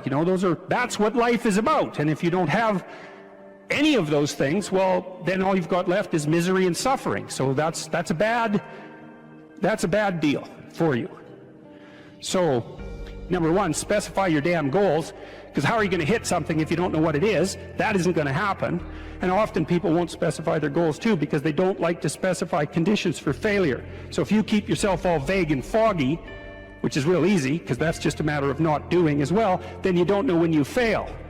And people might say, well, I really don't want to know when I fail because that's painful, so I'll keep myself blind about when I fail. That's fine, except you'll fail all the time then. You just won't know it until you've failed so badly that you're done. And that can easily happen by the time you're 40. You would like to be productive and have a good life, and that's how you make the schedule. It's like, and then you look at the day and you think, well, if I had that day, that'd be good. Great, and you're useless and horrible, so you'll probably only hit it with about 70% accuracy, but that beats the hell out of 0, right? And if you hit it even with 50% accuracy, another rule is, well, aim for 51% the next week, or 50.5% for God's sake, because you're going to hit that position where things start to loop back positively and spiral you upward. So that's one way that you can work on your conscientiousness, is to plan a life you'd like to have. And you do that partly by referring to social norms. That's more or less rescuing your father from the belly of the whale. But the other way you do that is by having a little conversation with yourself about, as if you don't really know who you are, because you know what you're like. You won't do what you're told. You won't do what you tell yourself to do. You must have noticed that. It's like you're a bad employee and a worse boss, and both of those work for you. You don't know what you want to do, and then when you tell yourself what to do, you don't do it anyways. But, my point is that you have to understand that you're not your own servant, so to speak. You're someone that you have to negotiate with. And you're someone that you want to present the opportunity of having a good life to. And that's hard for people, because they don't like themselves very much. They're always like cracking the whip and then procrastinating, and cracking the whip and then procrastinating. And it's like, God, it's so boring and such a pathetic way of spending your time. And you know what that's like, because you probably waste like 6 hours a day. What you do now is going to multiply its effects in the future. And you need to know what your damn time is worth. One of the things you should be asking yourself is, when you spend an hour, was that, well, what if I paid someone $50 to have had that hour? And if the answer is no, it's like, well, maybe you should do something else with your time. And it depends on whether or not you think that your time's worthwhile. But the funny thing about not assuming that is, if you assume your time isn't worthwhile, what happens is you don't just sit around sort of randomly in a state of responsibilityless bliss. What you do is you suffer existentially. Someone who is incapable of cruelty is a higher moral being than someone who is capable of cruelty. And I would say, and this follows Jung as well, that that's incorrect, and it's dangerously incorrect, because if you are not capable of cruelty, you are absolutely a victim to anyone who is. And so part of the reason that people go watch anti-heroes and villains is because there's a part of them crying out for the incorporation of the monster within them, which is what gives them strength of character and self-respect, because it's impossible to respect yourself until you grow teeth. And if you grow teeth, then you realize that you're somewhat dangerous, or maybe somewhat seriously dangerous, and then you might be more willing to demand that you treat yourself with respect and other people do the same thing. And so that doesn't mean that being cruel is better than not being cruel. What it means is that being able to be cruel and then not being cruel is better than not being able to be cruel. Because in the first case, you're nothing but weak and naive. And in the second case, you're dangerous, but you have it under control. And you know, a lot of martial arts concentrate on exactly that as part of their philosophy of training. It's like, we're not training you to fight. We're training you to be peaceful and awake and avoid fights. But if you happen to have to get in one, and I guess the philosophy also is that if you're competent at fighting, that actually decreases the probability that you're going to have to fight, because when someone pushes you, you'll be able to respond with confidence, and with any luck, and this is certainly the case with bullies, with any luck, a reasonable show of confidence, which is very much equivalent to a show of dominance, is going to be enough to make the bully back off. And so the strength that you develop in your monstrousness is actually the best guarantee of peace. And that's partly why Jung believed that it was necessary for people to integrate their shadow. And he said that was a terrible thing for people to attempt, because the human shadow, which is all those things about yourself that you don't want to realize, reaches all the way to hell. And what he meant by that was, it's through an analysis of your own shadow that you can come to understand why other people are capable, and you as well, of the sorts of terrible atrocities that characterized, let's say, the 20th century. And without that understanding, there's no possibility of bringing it under control. When you study Nazi Germany, for example, or you study the Soviet Union, particularly under Stalin, and you're asking yourself, well, what are these perpetrators like? Forget about the victims, let's talk about the perpetrators. The answer is, they're just like you. And if you don't know that, that just means that you don't know anything about people, including yourself. And then it also means that you have to discover why they're just like you. And believe me, that's no picnic. So that's enough to traumatize people, and that's partly why they don't do it. And it's also partly why the path to enlightenment and wisdom is seldom trod upon, because if it was all a matter of following your bliss and doing what made you happy, then everyone in the world would be a paragon of wisdom. But it's not that at all. It's a matter of facing the thing you least want to face.